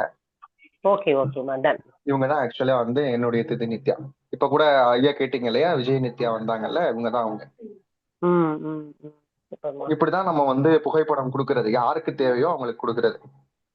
யார் சரியா நடந்துப்பாங்களோ அவங்களுக்கான புகைப்படங்கள் இந்த மாதிரிதான் நம்ம கொடுக்குறோம். அந்த மூல மந்திரம் இருக்கு இல்லையா, இது மூல மந்திரம். இது வந்து பாத்தீங்க அப்படின்னா வந்து காயத்ரி மந்திரம். கீழேயே அந்த எந்திரத்துல எந்த இடத்துல நம்ம இருப்பாங்க, அவங்க எந்த இடத்துல இருப்பாங்க அப்படிங்கிறதுக்கான அந்த இடம். நம்ம திதி இருக்கு இல்லையா, நம்ம திதி நம்ம பிறக்கிறப்ப இப்படிதான் அந்த மேரு மந்திரத்துல இருந்திருக்கும். அதனால இப்படிதான் இருப்பாங்க அப்படின்னு. இன்னொன்னு இவங்களுக்கு வந்து இவங்க கொஞ்சம் வித்தியாசமான ஆளு. எப்படி அப்படின்னு பாத்தீங்கன்னா, நமக்கு அந்த மாதுளம் கனி இருக்குல்ல, மாதுளம் கனியை எப்பெல்லாம் வைக்கிறோமோ நமக்கு வந்து ஒரு பாசிட்டிவான விஷயம் நடந்துட்டே இருக்கும். ஏன்னா இவங்களுக்கான கனி வந்து மாதுளம் கனி. இவங்களுக்கு மலரும் இருக்கு. இவங்களுக்கு வந்து ரொம்ப ஈஸி, அள்ளி மலர் கொஞ்சம் சொல்லி வச்சு வாங்கினா கிடைச்சிடும். ஒரு சிலருக்குலாம் மலர்கள் கிடைக்கிறது அரிதா இருக்கும் நமக்கு. இந்த மாதிரி வந்து யாருக்கு என்ன மலர், என்ன கனி வச்சு வழிபடணும், என்ன திதியில எப்படி வழிபடணும் அப்படிங்கறதெல்லாம் முறையா வந்து நம்ம என்ன பண்றோம் அப்படின்னா, யாருக்கு உண்மையாகவே அவங்களுக்கு தேவை இருக்கிறதோ, யாருக்கு இதை கொடுக்கணும்னு நமக்கு உத்தரவாகுதோ, இப்ப இவ யாருக்கு நமக்கு சொல்றாலோ அவளுக்கு தான் கொடுக்க முடியும் அப்படிங்கிற மாதிரியான விஷயங்கள் நான் அதை ரொம்ப கடுமையா ஃபாலோ பண்றது. ஆனா நீங்க தெரிஞ்சுக்கிட்டீங்க அப்படின்னா இப்படியான ஒரு அமைப்பு இருக்கு, இது தெரிஞ்சுக்கிட்டோம்னா நம்ம இன்னும் 4 பேத்துக்கு, நீங்க அது முறையா நிறைய பேத்துக்கு, ஏன்னா ஆருடத்துல இருக்கிறப்பயே நமக்கு வந்து குரு வந்து சாதகமான பலன்ல இருப்பார். அப்ப குரு யாருக்கெல்லாம் சாதகமான பலன்கள் இருக்கோ அவங்க கண்டிப்பா என்ன பண்ண முடியும், திதிநித்யா தெய்வத்திற்குள்ளாக வழிபாட்டிற்குள்ளாக வர முடியும். இதுல யாருக்கெல்லாம் அம்பிகையின் மீது அதிகமான ஈடுபாடு இருக்கிறதோ, சாக்த மரபில் யாருக்கெல்லாம் ஈடுபாடு இருக்கிறதோ கண்டிப்பா அம்பிகை என்ன பண்ணுவா, நம்மளை ஈர்க்க ஆரம்பிப்பா. இந்த வார்த்தையை கேட்க ஆரம்பிப்போம். இந்த திதிநித்யா தெய்வங்கள், திதி தெய்வங்கள், திதி நித்யா தெய்வங்கள், மேரு, இந்த யந்திரம், ஸ்ரீசக்கரம்ங்கிற வார்த்தைகள்லாம் நம்ம காதுல விழுக ஆரம்பிக்கும். நம்ம கூப்பிடுறான்னு அர்த்தம். வா வந்துரு என் கூட வா அப்படின்னு சொல்லி அது மாதிரியான விஷயமா இதை எடுத்துக்கலாம். இன்னைக்கு எத்தனையோ பேருக்கு இது இந்த செய்தி போயிருந்தாலும் இன்னைக்கு நீங்க ஒரு சிலர் தான் இணைஞ்சிருக்கவே முடியும்னு. எல்லாரும் இணைஞ்சிருக்க முடியாது, எல்லாரும் பாதியில வந்திருக்க முடியும். எல்லாருக்கும் இந்த செய்தி போயிருக்கு அப்படின்னா கண்டிப்பா உங்களுக்கும் அது அந்த பிராப்தம் இருக்கும்னு நான் நம்புறேன். முறையா வந்து இத அடுத்தடுத்த கட்டங்களுக்கு கொண்டு போலாம். அதை வந்து நீங்க பார்த்து தெரிஞ்சுக்கோங்க இந்த விஷயங்களை. சூப்பர் சூப்பர்மா, உண்மை உண்மை. ம். அடுத்து என்ன கேள்வி கேட்குறீங்க? வாங்க. ஐயா வணக்கம். சென்னையில உங்க பேரு? செல்வம், சென்னையில இருந்து பேசுறேன். சொல்லுங்கய்யா சொல்லுங்கய்யா. வணக்கம், நல்லா இருக்கீங்களா? நல்லா இருக்கேன். ஸ்ரீவித்யா உபாசனை சொல்லிட்டு ஸ்ரீவித்யா உபாசனை சொல்லிடுறேன். ஸ்ரீவித்யா உபாசனை சொல்லி தருவீங்களா? ஸ்ரீவித்யா உபாசனை ஆக்சுவலா என்னன்னா, அது நேரா வந்து சொல்லித்தர வேண்டிய விஷயம். அது இப்போதைக்கு நான் அதை பண்றது இல்லை. ஆக்சுவலா ஸ்ரீவித்யா உபாசனை வாங்கினவங்களுக்கு மூல மந்திரங்கள் சொல்லித்தரது உண்டு. அதுக்கான மந்திரங்கள் நான் சொல்றேன். நீங்க சூரியனையும் நான் சொன்ன மாதிரி விஷ்ணு துர்க்கை சிவதுர்க்கையை வந்து குருவாக ஏற்றுக்கொண்டு இது பண்ணுங்க. அந்த அளவுக்கு எனக்கு இன்னும் பக்குவம் பத்தலை அப்படின்னு சொல்லுவேன் நானு. ஸ்ரீவித்யா உபாசனை சொல்லித்தர அளவுக்கு எனக்கு இன்னமும் அம்பிகை வந்து அதுக்கான கால நேரத்தை கொடுக்கலங்கிறத என்னுடைய எண்ணமா இருக்கு. அதுக்கான பக்குவம் எனக்கு இல்லை அப்படிங்கிறது என்னுடைய எண்ணமா இருக்கு. நான் உங்களுக்கு மூல மந்திரங்கள் சொல்றேன். அதை எப்படி சித்தி பண்ணணுங்கிறதையும் சொல்லிடுறேன். நீங்க சூரியனையும் இல்ல வந்து விஷ்ணு துர்க்கை சிவதுர்க்கைய குருவாக எடுத்துக்கோங்க. ஏன்னா குருவாக இருந்து ஸ்ரீவித்யா உபாசனை பண்ணி வைக்கிற அளவுக்கு நான் இன்னும் முறையா அதுக்குன்னு ஒரு வழிமுறைகள் இருக்கு. நம்ம டிராவல்லயே இருக்கிறோமா, அப்ப ஒரு இடத்துல இருந்தே நம்ம வழிபடணும். ஆக்சுவலா அதெல்லாம் நம்மளால இன்னும் முழுவதுமாக பண்ண முடியல. எப்ப அவ நினைக்கிறாளோ அதை பண்ண முடியும்னு அதுக்கான காலகட்டங்கள் இருக்குன்னு நம்புறேன். அதனால நான் உங்களுக்கு மந்திரங்கள் சொல்றேன். வித்யா உபாசனை வந்து நீங்க அருகில் இருக்கக்கூடிய சிவாச்சாரியார்கள், அதுவும் வந்து கண்டிப்பா உங்களுக்கு தெரிஞ்சிருக்கும். அருகில் இருக்கக்கூடிய சிவன் கோயில் இருக்கக்கூடிய சிவாச்சாரியார்கள் அம்பிகை சன்னதியில் இருப்பாங்கல்ல, அவங்களுக்கு ஸ்ரீவித்யா உபாசனை முறையா தெரியுமான்னு கேட்டு தெரிஞ்சுக்க பாருங்க. அப்படி இல்லைன்னு சொன்னா அந்த மந்திரங்களை சொல்லி சூரியனையும் சிவதுர்க்கையையும் வந்து சிவதுர்க்கை விஷ்ணு துர்க்கையை வச்சு நம்ம வந்து சித்தி பண்ணிக்கலாம். ரொம்ப ரொம்ப நன்றி. நன்றி ஐயா. வணக்கம், திருச்சியில இருந்து பேசுறேன். சொல்லுங்கய்யா. வணக்கம், உங்க பேருங்கய்யா? ராஜு ஐயா. சொல்லுங்கய்யா. அந்த சொல்லுங்க, கேக்குதா? ஏகாதசி திதியை பத்தி. எந்த எந்த எந்த திதிங்க? ஏகாதசி திதியை பத்தி. ஏகாதசி எந்த ஏகாதசிங்க ஐயா? சுக்லபக்ஷ ஏகாதசியா நீங்க? ஐயா நீங்க சுக்லபக்ஷ ஏகாதசியா? வாய்ஸ் பிரேக் ஆகுது. உங்க வாய்ஸ் பிரேக் ஆகுதுங்க.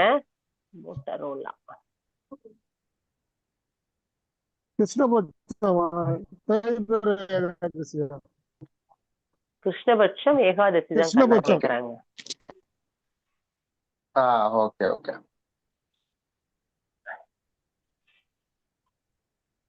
கிருஷ்ணபட்சம் ஐயா. கிருஷ்ணபக்ஷ ஏகாதசி இல்லையா? ஒரு நிமிஷம்.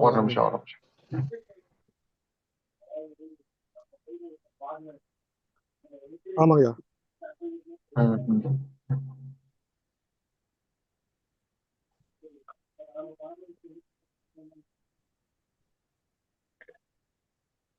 ஏகாதசிக்கு பொதுவா வந்து நம்ம பாக்கோம் அப்படின்னா நீல பதாக்கா வருவாங்க. அதுல இது மட்டும் பாத்துக்கலாம். கிருஷ்ணபக்ஷம் தானே சொன்னீங்க?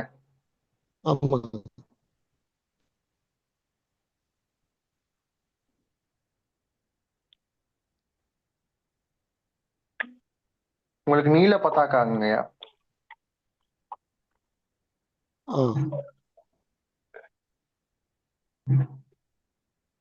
அடுத்துங்கய்யா வெங்கடேஸ்வரன் சார் வாங்க. Okay sir. சபரிமலை போட்டவங்கல கொஞ்சம் குரல் இதா இருக்கா? சரி. மிக மிக மிக மிக மிக மிக அருமையான ஒரு சப்ஜெக்ட். இன்னைக்கு ஆக்சுவலி ஒரு இதனால முடியாது. இன்னைக்கு மிஸ் பண்ணியிருந்தேன்னா லைஃப் வேஸ்ட். உண்மையிலேயே அருமை. இன்னைக்கு ஐயா உங்க நம்பர் நோட் பண்ணிருக்கேன். ஸ்டார் அகாடமில இதே கிளாஸ் ஐயாவது ஸ்டார் அகாடமி சொல்லி கிளாஸ் போயிட்டு இருக்கு கண்ணா. சரி. ஐயா கூப்பிட்டாங்கன்னா கண்டிப்பா அதை பத்தி பேசுங்க. கரெக்டுங்களா சார்? நன்றி. எங்க பையன் சபரிமலைக்கு எங்க பையனும் போயிட்டு வந்தாரு சார். நேத்துதான் வந்தாருங்க மலைக்கு போயிட்டு. ஆமாங்க, வருஷம் போயிட்டு வருவாரு. 4வது வருஷங்க. அது ஒரு காந்த மலை. சபரிமலையே ஒரு காந்த மலை ஆக்சுவலா. ஆமா கண்ணா. இந்த கார்த்திகை போனா மாசம் திருப்பி வந்து என் இழுத்துக்கிட்டே பையனை இருப்பாரு அவரு. ஆமா. கார்த்திகை மாசம் வந்து என் பையன் கையிலேயே பிடிக்க முடியாது. அம்மா மாலை போடணும் மாலை போடணும். ம். நான் இந்த வாரம் ஓ. ஆண்டு விழாலாம் இருந்தங்காட்டி வந்து பாத்தீங்கன்னா முகுந்தன் முரளிதர் 2 நாள் இருந்தது, மணிகன் 5 நாள் இருந்தது. வெயிட் பண்ணுமான்னு சொல்லிட்டு இடையில தான் போட்டு ஒரே வாரம் தான் மாலை போட வச்சேன். நமக்கு நிறைய ஒர்க் இருக்கு. கரெக்டா ப்ராப்பரா பண்ணி சரி சரி கொடுத்துருவோம்ல. சரி சரி. போயிட்டு ஆமாமா வந்துட்டு நேத்து ஆமாமா தான் வந்தாரு. கண்டிப்பா. இந்த சிறப்பு வருடம் போனது சிறப்புமா. 40வது வருடம் இது. சூப்பர் சார் இந்த சூப்பர். வருடம் போனது 40வது ரொம்ப வருடம். சந்தோஷம். 40வது வருஷம். அப்பா உங்களை பார்த்ததே ரொம்ப வந்து ஐயப்பனை சந்தோஷம். பார்த்த மாதிரி இருக்குங்க. நன்றி சார் நன்றி ஓகே, சார். சிறப்பு. மிக சிறப்பு. இன்னைக்கு வகுப்பு ரொம்ப சிறப்பானதுமா. முதல்ல தேங்க்யூ உங்களுக்கு தேங்க்யூ தேங்க்ஸ் சார். பண்ணணும். இந்த மாதிரி ஆளுங்க கொண்டு சரிங்க. வந்ததுக்கு முதல்ல உங்களுக்கு தேங்க்ஸ் பண்ணணும். Thank you sir. ஏதோ பிரபஞ்சம் வந்து கட்டளை கொடுக்குது. சிறப்புங்க. நமக்கான பீப்புள்ஸ் வந்து கரெக்டா வந்து கனெக்ட் ஆகிக்கிறாங்க. நம்ம கேட்கும் போதும் அந்த நான் உத்தரவு கிடைச்சிருது. அதுக்காக வந்து யூனிவர்ஸ்க்கும் ஆசான்களுக்கு தான் நன்றி சொல்லிக்கணும். நான் சரிங்களா? ஸ்டார் அகாடமி சொல்றேன். அதுலயே இந்த கண்டிப்பா சப்ஜெக்ட் பேசுறேன். கண்டிப்பா நன்றி கண்டிப்பா சார். நன்றி. கண்டிப்பா கண்டிப்பா. இன்னொரு வாய்ப்பு தந்ததுக்கு மிக்க நன்றிங்க சார். நன்றி நன்றிங்க. ரொம்ப நன்றி. அடுத்து யாரு வந்து கேள்வி கேக்குறீங்க? வாங்க கேள்விகள் இருக்காமா? பால்ராஜ் வாங்க பெங்களூர்ல பால். இருந்து. சொல்லுங்க ஐயா ஜாதகத்துல வந்து வணக்கம் வணக்கம் ஐயா. வணக்கம் ஐயா. ம், ம். திதிக்கிற இடத்துல 5, 10, வணக்கம் ஐயா. 15 போட்டிருக்காங்க. 10, 15 நாங்க 5, 10, 15 திதிங்கிற போட்டிருக்கு. இடத்துலயா? ஒரு ஆ, திதி. ஆமா திதி நேம் எழுதலையா உங்களுக்கு? எழுதல 5, 10, 15 சூரியன் சூரியன் சந்திரன் ஆமா எப்படி சொல்லுங்க. என்ன உங்க இதை அனுப்பிச்சு வைங்க. சரி அது ஐயா சூரியன் சந்திரன் சொல்லுங்கய்யா. சூரியன் எங்க இருக்கு, அனுப்பிச்சு சந்திரன் வைங்க. எங்க இருக்கு? சூரிய சூரியன் பகவானும் சந்திர பகவானும் எங்க இருக்காருன்னு சொல்லுங்க. ஓகே. சூரிய பகவான் 7வது கட்டத்துல இருக்காரு, மிதுனத்துல இருக்காரு. மிதுனத்துல Okay, இருக்காரு. சந்திரன் டிகிரி சந்திரன் வந்து மீனத்துல இருக்காரு. சரி. தேய்பிரை தேய்பிரை பஞ்சமி அவ்வளவுதான். தேய்பிரை. தேய்பிரை ஓகே. தேய்பிரை தேய்பிரை தேய்பிரை பஞ்சமி. தசமி ஓகே. தசமி தசமி சாரி தேய்பிரை தசமி பஞ்சமி. தசமி தசமி தசமி. தேய்பிரை தசமி இன்னொரு தசமி. நிமிஷம். தசமி 5, 10, 15. தேய்பிரை தசமி.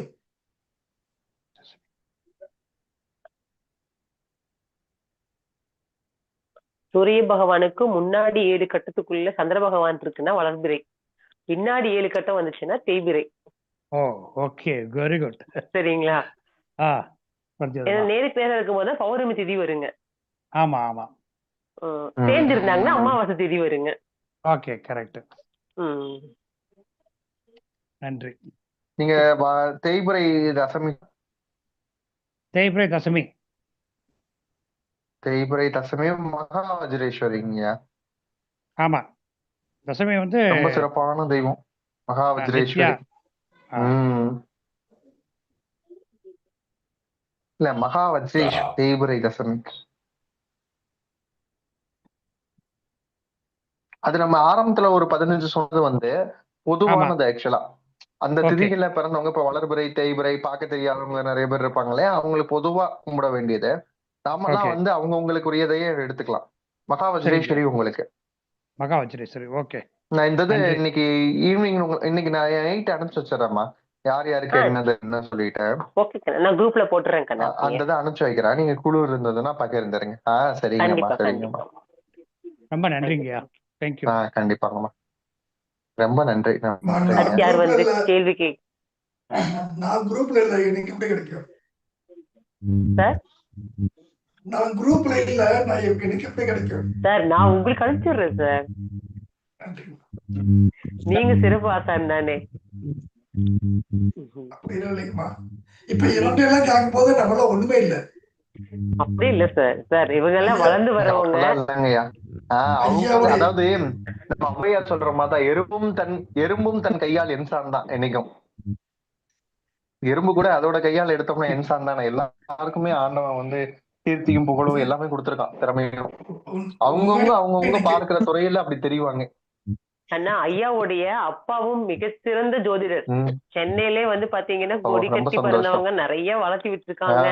இன்னைக்கு இருக்கிற சிறந்த ஆசங்கள் எல்லாமே வந்து பாத்தீங்கன்னா இவங்க வளர்த்து விட்ட மகான்கள் தான். நான் நினைச்சதுமா ஆக்சுவலா அடுத்தடுத்து சனிக்கிழமை வரப்ப நானும் உள்ள இணைஞ்சுக்கணும் அப்படின்னு நினைக்கிறேன். நிறைய விஷயம் கத்துக்கலாம். இப்படி ஒரு டிஸ்கஷன் இருக்கிறதே நமக்குள்ள நிறைய விஷயங்கள் கத்துக்க முடியும். கண்டிப்பா கண்டிப்பாமா.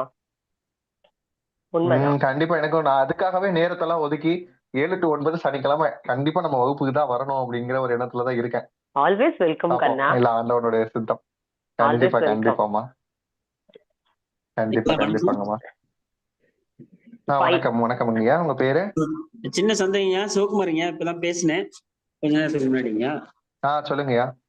இப்ப நீங்க சாமி படம் காமிச்சிருந்தீங்களா, ஒரு அம்பாள் படம், அத பார்த்ததுக்கு ஒரு சின்ன ஞாபகங்க. இப்ப ஸ்ரீ லலிதாம்பிகை திருக்கோவில்ல உள்ள இந்த மாதிரி இதுதான் வச்சிருக்காங்க. அது வந்து திதிக்குரிய தெய்வங்கள் தான். ஆமா ஆமாங்க. சரி சரிங்க. நீங்க அதை இதுல என்ன சிக்கல் இருக்குன்னா, அதுதான் இதுல என்ன சிக்கல் அப்படின்னா, இதுல பழைய படங்கள் தான் இருக்கு நம்ம கிட்ட. இதுவே வந்து நான் வந்து எடிட்டர் கொடுத்து கொஞ்சம் ஒர்க் அவுட் பண்ணி தான் வாங்கினேன். சரி சரிங்க. அதுல இன்னொரு விஷயம் என்னன்னா, மூல மந்திரம்னு சொல்லி நிறைய பேஸ்புக் பதிவுகள் நிறைய மந்திரங்கள் இருக்கு. மூல மந்திரங்கள்ல நமக்கு எது மூல மந்திரம் அப்படின்னு தெரியாத அளவுக்கு நிறைய இருக்கு. நான் ஃபர்ஸ்ட் இந்த கான்செப்ட் எனக்குள்ள வந்ததுக்கு அப்புறம் ஒரு தேடிதான் எடுக்க வேண்டியதா இருக்கு நம்ம. அப்ப அந்த படம் கிடைக்கிறது ஃபர்ஸ்ட் விஷயம். அதோட சேர்த்து அந்த எந்திரமும் சரியா வரணும். நமக்கு நிறைய படங்கள்ல எந்திரம் தவறா இருக்குங்கய்யா. இப்ப நம்ம அந்த மேரு பாக்குறோம்ல, இந்த இடம் இருக்குல்ல, இந்த இடம் தவறா இருக்கு. நிறைய எந்திரங்கள் எந்திரம் தான், இதுதான் வசியமே. ஆக்சுவலா நம்ம அந்த பிம்பம் எடுக்கிறோம் இல்லைங்கய்யா கண்ணாடியில இருந்து, அது வந்து அந்த பிம்பம் வந்து ஆமா, அந்த பிம்பம் போய் பதியிற இடமே இதுதான். அப்படி கூட இது வந்து நான் கொஞ்சம் ஒரு நம்ம எடிட்டர்ட்ட சொல்லி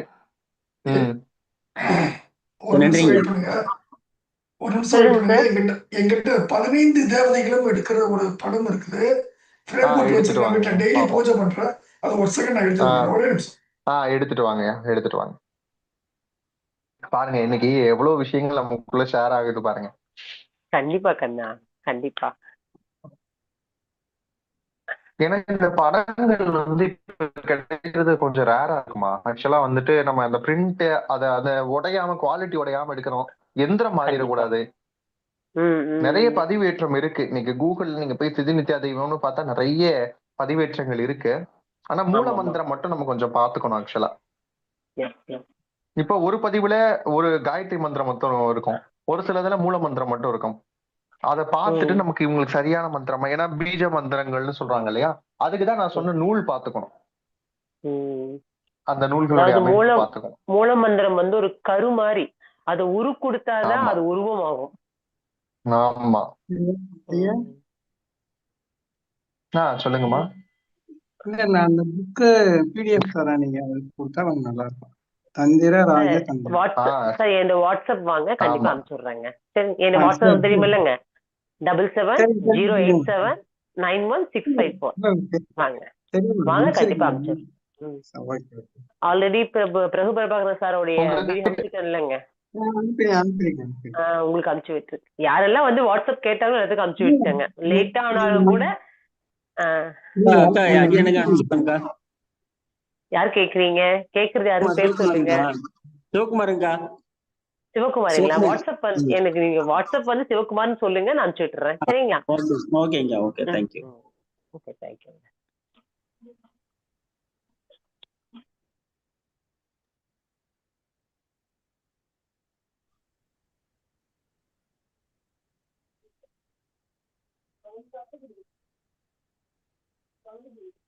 அடுத்து யாராவது கேள்வி கேக்குறீங்களா? சார் வரக்குள்ள கேள்வி கேளுங்க. கோகிலாமா, அமுதவல்லியம்மா அமைதியா இருக்கீங்க? எப்பவுமே அமுதவல்லியம்மா கேள்வி கேட்பாங்க. அமுதாமா,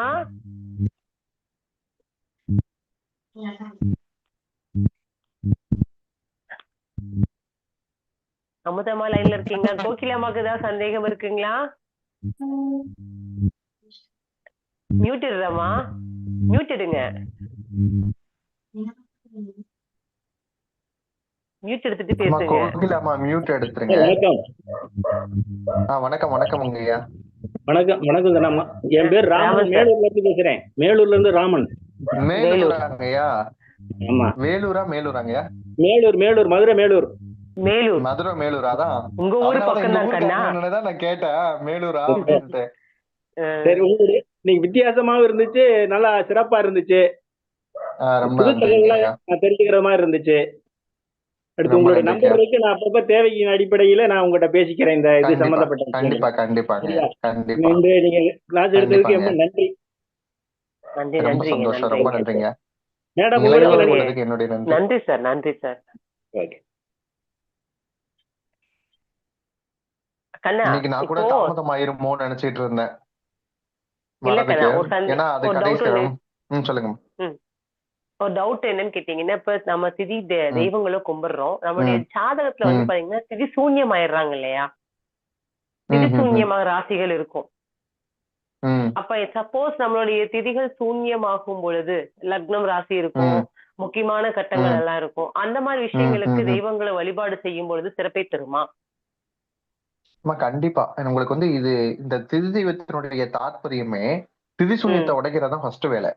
திதி எஸ். சூன்யமா இருந்ததுன்னா அதை ம். உடைக்கிறதா முதல் வேலையே. ம். அவங்களுக்கு எல்லாம் இது கவலையே கிடையாதுமா. அது ஓகே. சூரியனுடைய பிளேஸ்மெண்ட் சரியில்லை, சந்திரனோட பிளேஸ்மெண்ட் சரியில்லை, கிரகங்கள் எதுவும் சரியில்லை.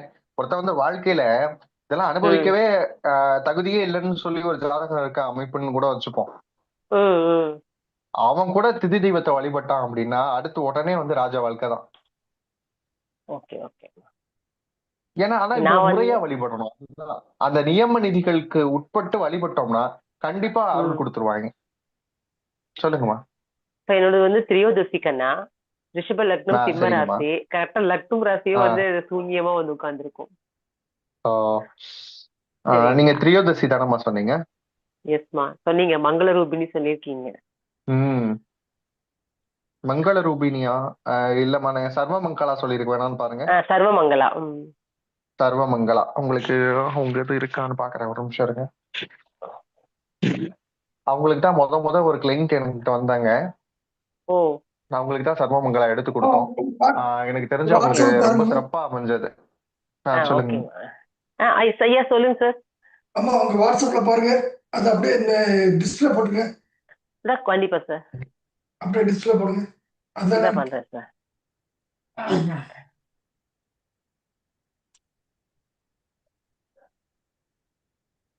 ஒரே நிமிஷங்க, நான் ஸ்கிரீன்ஷாட் எடுத்துக்கிறேன்.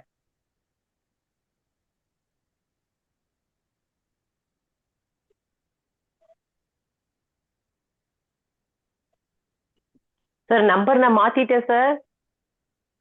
நம்பர் மாத்திட்டீங்களா? எந்த நம்பர் சொல்லுங்க. ஆமா sir. Sir 77. One second please.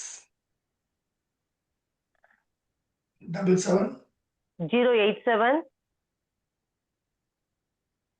77 087 91 91654. ஆமாங்க சார், அதான் வாட்ஸ்அப்புங்க. அனுப்பி விடுங்க. இப்ப ஓகேங்க சார்.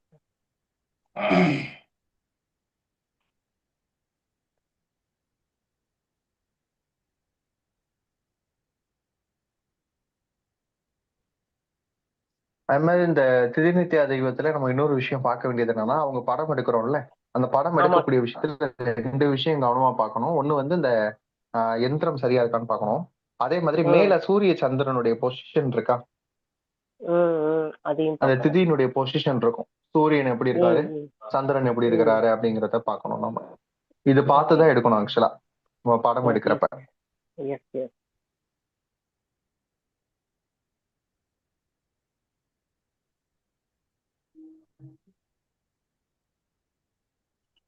முறையா வந்து ஸ்ரீவித்யா உபாசனையோ இல்ல நம்ம சூரியனையோ இவங்களை குருவாக ஏற்றுக்கொள்ளாம இந்த படத்தை மட்டும் வச்சு வழிபடலாமா அப்படின்னு ஒரு சந்தேகம் வரும் நமக்கு. வெறும் படம் மட்டும் எனக்கு கிடைக்குது நெட்ல, இன்னைக்குதான் எல்லாமே அவைலபிள் இருக்கு இல்லையா, அப்படி பண்ணலாமா அப்படின்னு கேட்டோம்னா அது அந்த அளவுக்காக வெற்றியை தராது. நமக்கு வந்து ஒரு குரு மூலமா, அது சூரியனாக இருந்தாலும் சரி, யாரோ ஒரு குரு உபதேசம் பெற்ற மாதிரி இந்த மந்திரத்தை உபதேசம் பெறணும். ஆக்சுவலா பெற்றுதான் பண்ணணும். எனக்கு அந்த வகையில வந்து என்னுடைய குருநாதரே வந்து ஸ்ரீவித்யா உபாசனை பெற்றிருந்த காரணத்தினால அது ரொம்ப எளிமையா அமைஞ்சிருச்சு எனக்கு. ஓகே சார், அனுப்பிட்டாங்க. எனக்கான குரு மூலமா தான் கிடைச்சது. இது கிடைச்ச ரொம்ப வருஷம் ஆச்சு. என்னுடைய பூஜை அறையில எப்பவுமே இருக்கும். டெய்லி வழிபாடு செய்யக்கூடிய பூஜை அறையில இருக்கும். இது வந்ததுக்கு அப்புறம் உங்களுடைய வாழ்க்கையில எந்த அளவுக்கு மாற்றம் இருக்குன்னு அப்படியே சொல்லிட்டீங்கன்னா கண்டிப்பா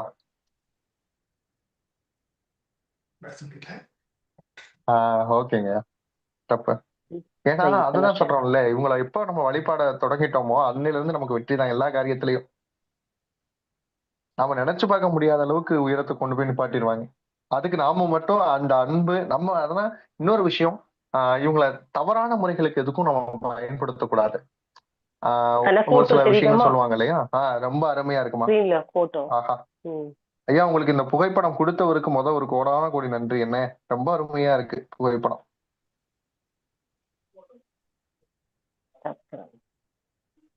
ரொம்ப அருமையா இருக்கு. நீங்க சொன்ன மாதிரியே பாருங்க, நான் சொன்னேன் இல்லையா, அந்த முக்கோண வடிவத்துல இந்த தேவதைகளா இருப்பாங்கன்னு சொன்னேன் இல்லையா, அதுதான் இந்த வடிவம். அந்த நடுவுல அம்பாள் இருக்கிற முனை பேரு தான் பிந்து முனைன்னு பேரு. அதுதான் பிந்து முனை. அந்த பிந்து முனையும் தெளிவா குறிப்பிட்டிருக்காங்க பாருங்க அதுல, அந்த படத்துல.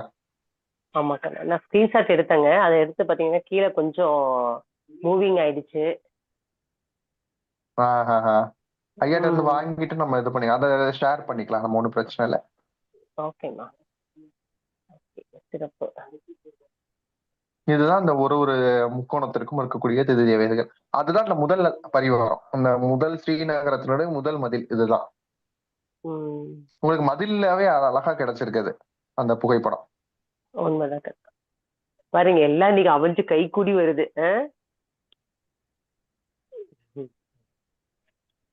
ஏன்னா இத முதல்ல நம்ம தெரிஞ்சுக்கிறணும் இல்லையா, நம்ம தெரிஞ்சுக்கிறதுதான். இன்னொரு விஷயமும் உங்களுக்கு காமிக்கலாம்னு நினைக்கிறேன். இவங்களை நம்ம முறைப்படி வழிபடுறப்ப, இந்த நம்ம மத்த விஷயங்கள் சொல்றப்ப சில விஷயங்கள்ல நம்ம என்ன பண்ணணும் அப்படின்னா, இவங்களை இந்த எந்திரங்கள் சொல்லுவோம்ல, எந்திரங்களால நம்ம சித்திப்படுத்தி வச்சுக்கணும். நன்றிங்க சார், ரொம்ப நன்றிங்க சார். அப்ப என்ன பண்ணணும் அப்படின்னா, ரொம்ப ரொம்ப நன்றிங்க. இப்ப என்ன பண்ணணும் அப்படின்னு கேக்குறப்ப, உங்களுக்கு பிளிப் கேமரா இதுல போட முடியுமா? இந்த பிளிப் கேமரா போட முடியுமான்னு பாக்குறாமா, வேற ஒண்ணும் இல்ல, முன்னாடி இருக்கு இல்லையா பாருங்க, ஐகான்ஸ் பாத்தீங்கன்னாவே தெரிஞ்சிடும்.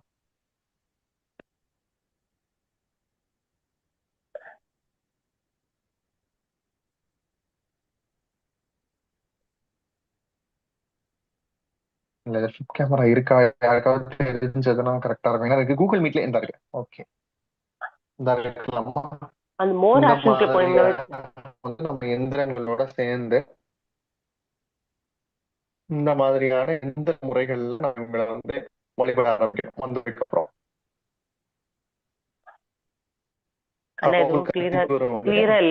உங்களுக்கு தெரியலையாமா? இப்ப கிளியர் இருக்கு கண்ணா, கிளியரா இருக்கு. இது கோலங்களாமா நம்ம வழிபட ஆரம்பிக்கணும். அதுக்கு ஆமா, இதுலதான் உங்க வாய்ஸ் பிரேக் ஆகுதுமா. கோலங்களும் உள்ள எழுத்துக்கள் பாத்தீங்கன்னா உங்களுக்கு, ஆமா, எழுத்துக்கள் ஒவ்வொரு தெய்வத்திற்குமான எழுத்துக்கள் இருக்கும். நமக்கு யார் யாரோ இவங்களுக்கான எழுத்து அது ஹிந்தியா சமஸ்கிருத எழுத்துக்கள். அது ஹிந்தின்னு சொல்ல முடியாது, அது குறியீடு தான். நமக்கு அத மொழியா நம்ம பார்க்க வேண்டாம், அது குறியீடுகள் தான். பெரும்பாலும் ஹிந்தி மொழி மாதிரியான சாயல்ல தான் இருக்கும் அது.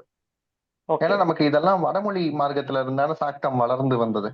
அதனால பெரும்பாலும் அந்த குறியீடுகள் வடமொழி சார்ந்தவையா தான் இருக்கும். இப்ப ராசிகளுக்கே பாத்தீங்கன்னா கொடுத்திருக்காங்கல்ல குறியீடுகள். ஆமா, அந்த மாதிரி திதி தெய்வங்களுக்கும் குறியீடுகள் உண்டு.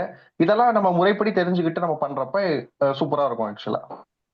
கண்டிப்பா கண்டிப்பா கண்டிப்பா.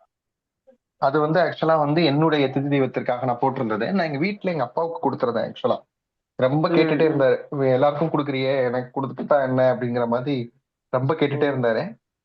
அப்புறம் அவர் ஆக்சுவலா நான்வெஜ் சாப்பிட்டுட்டு இருந்தாரு, நான் அதனாலதான் கொடுக்க மாட்டேன்னு சொல்லியிருந்தேன். 48 நாள் நான்வெஜ் சாப்பிடாம இருக்கீங்க அப்படின்னு சொன்னா நான் கொடுக்குறேன் அப்படின்னு சொல்லிட்டு ஒரு 48 நாள் இருந்தாரு. அவருக்கு பாத்தீங்கன்னா நித்யா, ஆக்சுவலா நித்யா தான் அவங்களுக்கான தெய்வம். அவங்களுக்கான குறியீடையும் காமிக்கிறேன் உங்களுக்கு. சரிம்மா.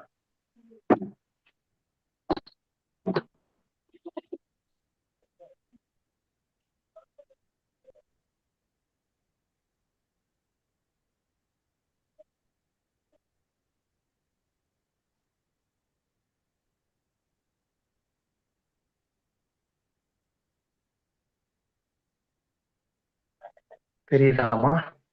தெரியுது கண்ணா. சிறப்பு. இது உங்களுக்கான கோரிக்கை. ம் ம் அவங்க- Yes. நல்லா இருக்குமா கோலம் பார்க்கும் போதே அது தெய்வ கடாட்சமா இருக்க மாதிரி ம். இருக்கு. இல்ல இது வந்து எந்திரங்கள் தானம்மா நமக்கு. இது கோலம் இல்ல, ம். அந்த எந்திர முறைகள் தானே நமக்கு. இதை வந்து Okay. சாக்த மரபுல ரொம்ப முக்கியமான விஷயம் கோலங்கள்மா. இந்த கோலங்கள் இருக்கு ம் இல்லையா, அது வந்து நமக்கு வந்து ரொம்ப முக்கியமான விஷயமா பார்க்கப்படுது. ஏன்னா அந்த சக்தி ம் வந்து ஆக்கர்ஷணமாக ஒரு நிலைக்களம் நம்ம ஏற்படுத்தி கொடுக்குறோம். அந்த ம் நிலைக்களம் ம் தான் அந்த கோலம். அதனாலதான் முன்னோர்கள் அந்த கோலத்துக்கு அவ்வளவு முக்கியத்துவம் கொடுத்திருக்கிறாங்க நமக்கு. ம் ம் நீங்க நல்லா பாத்தீங்கன்னா கேரளாவினுடைய தாந்திரிக மரபுல இந்த மாதிரியான கோலங்கள் அதிகமா இருக்கும். ம் ம் நீங்க அவங்க நடத்தக்கூடிய பூஜைகள் எல்லாம் பாருங்க, அதெல்லாம் கண்டிப்பா கோலம் வந்து போட்டோம். இந்த மாதிரியான கோலங்களை பேஸ் பண்ணி இருக்கும். இப்படி யாகத்துல ஆமா, எல்லா அதுதான் தெய்வங்களும் இந்த வந்து எந்திரங்கள்ல அவங்க ஆகர்ஷணம் ஆகுறதுக்கு. இதமா ஆகர்ஷணம் யாகங்கள்ல ஆகுறாங்களோ எல்லா அது மாதிரி. தெய்வங்களும் வந்து ஆகர்ஷணம் ஆகிற மாதிரி கோலங்கள்ல இந்த எந்திரத்திலயும் வந்து தெய்வங்கள் வந்து ஆகர்ஷணம் ஆகுறாங்க. ஆஹ் இவங்க ஆகர்ஷணம் ஆவாங்க. இதெல்லாம் நம்ம பண்ணோம்னா இன்னும் சீக்கிரமா சுத்தி ஆகும் நமக்கு. வெறும் படம் மட்டும் வச்சு வழிபடாம அவங்களுக்கான குறியீடுகள், அவங்களுக்கான பழங்கள், அவங்களுக்கான ஆஹ் மலர்கள், இதெல்லாம் வச்சு. சூப்பர்மா சூப்பர். நிறைய விஷயங்கள் இன்னைக்கு வந்து தெரிஞ்சுக்கிட்டோம். ரொம்ப சந்தோஷமா. வெங்கடேசன் சாருடைய ஒத்துழைப்பும் அதன் மூலமாகவும் தெய்வங்களுடைய அந்த போட்டோஸ் பார்த்தோம். இன்னைக்கு உங்களுடைய கோலம் எந்திரங்கள் எல்லா விஷயம் கத்துக்கிட்டோம். ஒரு புது அனுபவமா இருக்கு. யாருக்காவது ஏதாவது கேள்வி இருக்குன்னா சொல்லுங்க. ஏன்னா படிக்கிற புள்ள போய் படிக்கணும், எக்ஸாம்ஸ்க்கு தயாராகணும். ஒரே ஒரு இது சொல்லலாங்களா? தப்பா சொல்லுங்க எடுத்துக்காதீங்க. சொல்லுங்க. சென்னையில இருந்து ஒரு 30 கிலோமீட்டர்ல பண்ருட்டி கண்டிகைன்னு ஒரு ஊர் இருக்கு. சரிங்க. அங்க வந்து நடுவுல மகாநர் இருக்கும். ஐயா சொன்ன மாதிரி மகாநர் இருக்கும். சரிங்க 15 திதிநித்யா தேவிகள் இருக்கும்.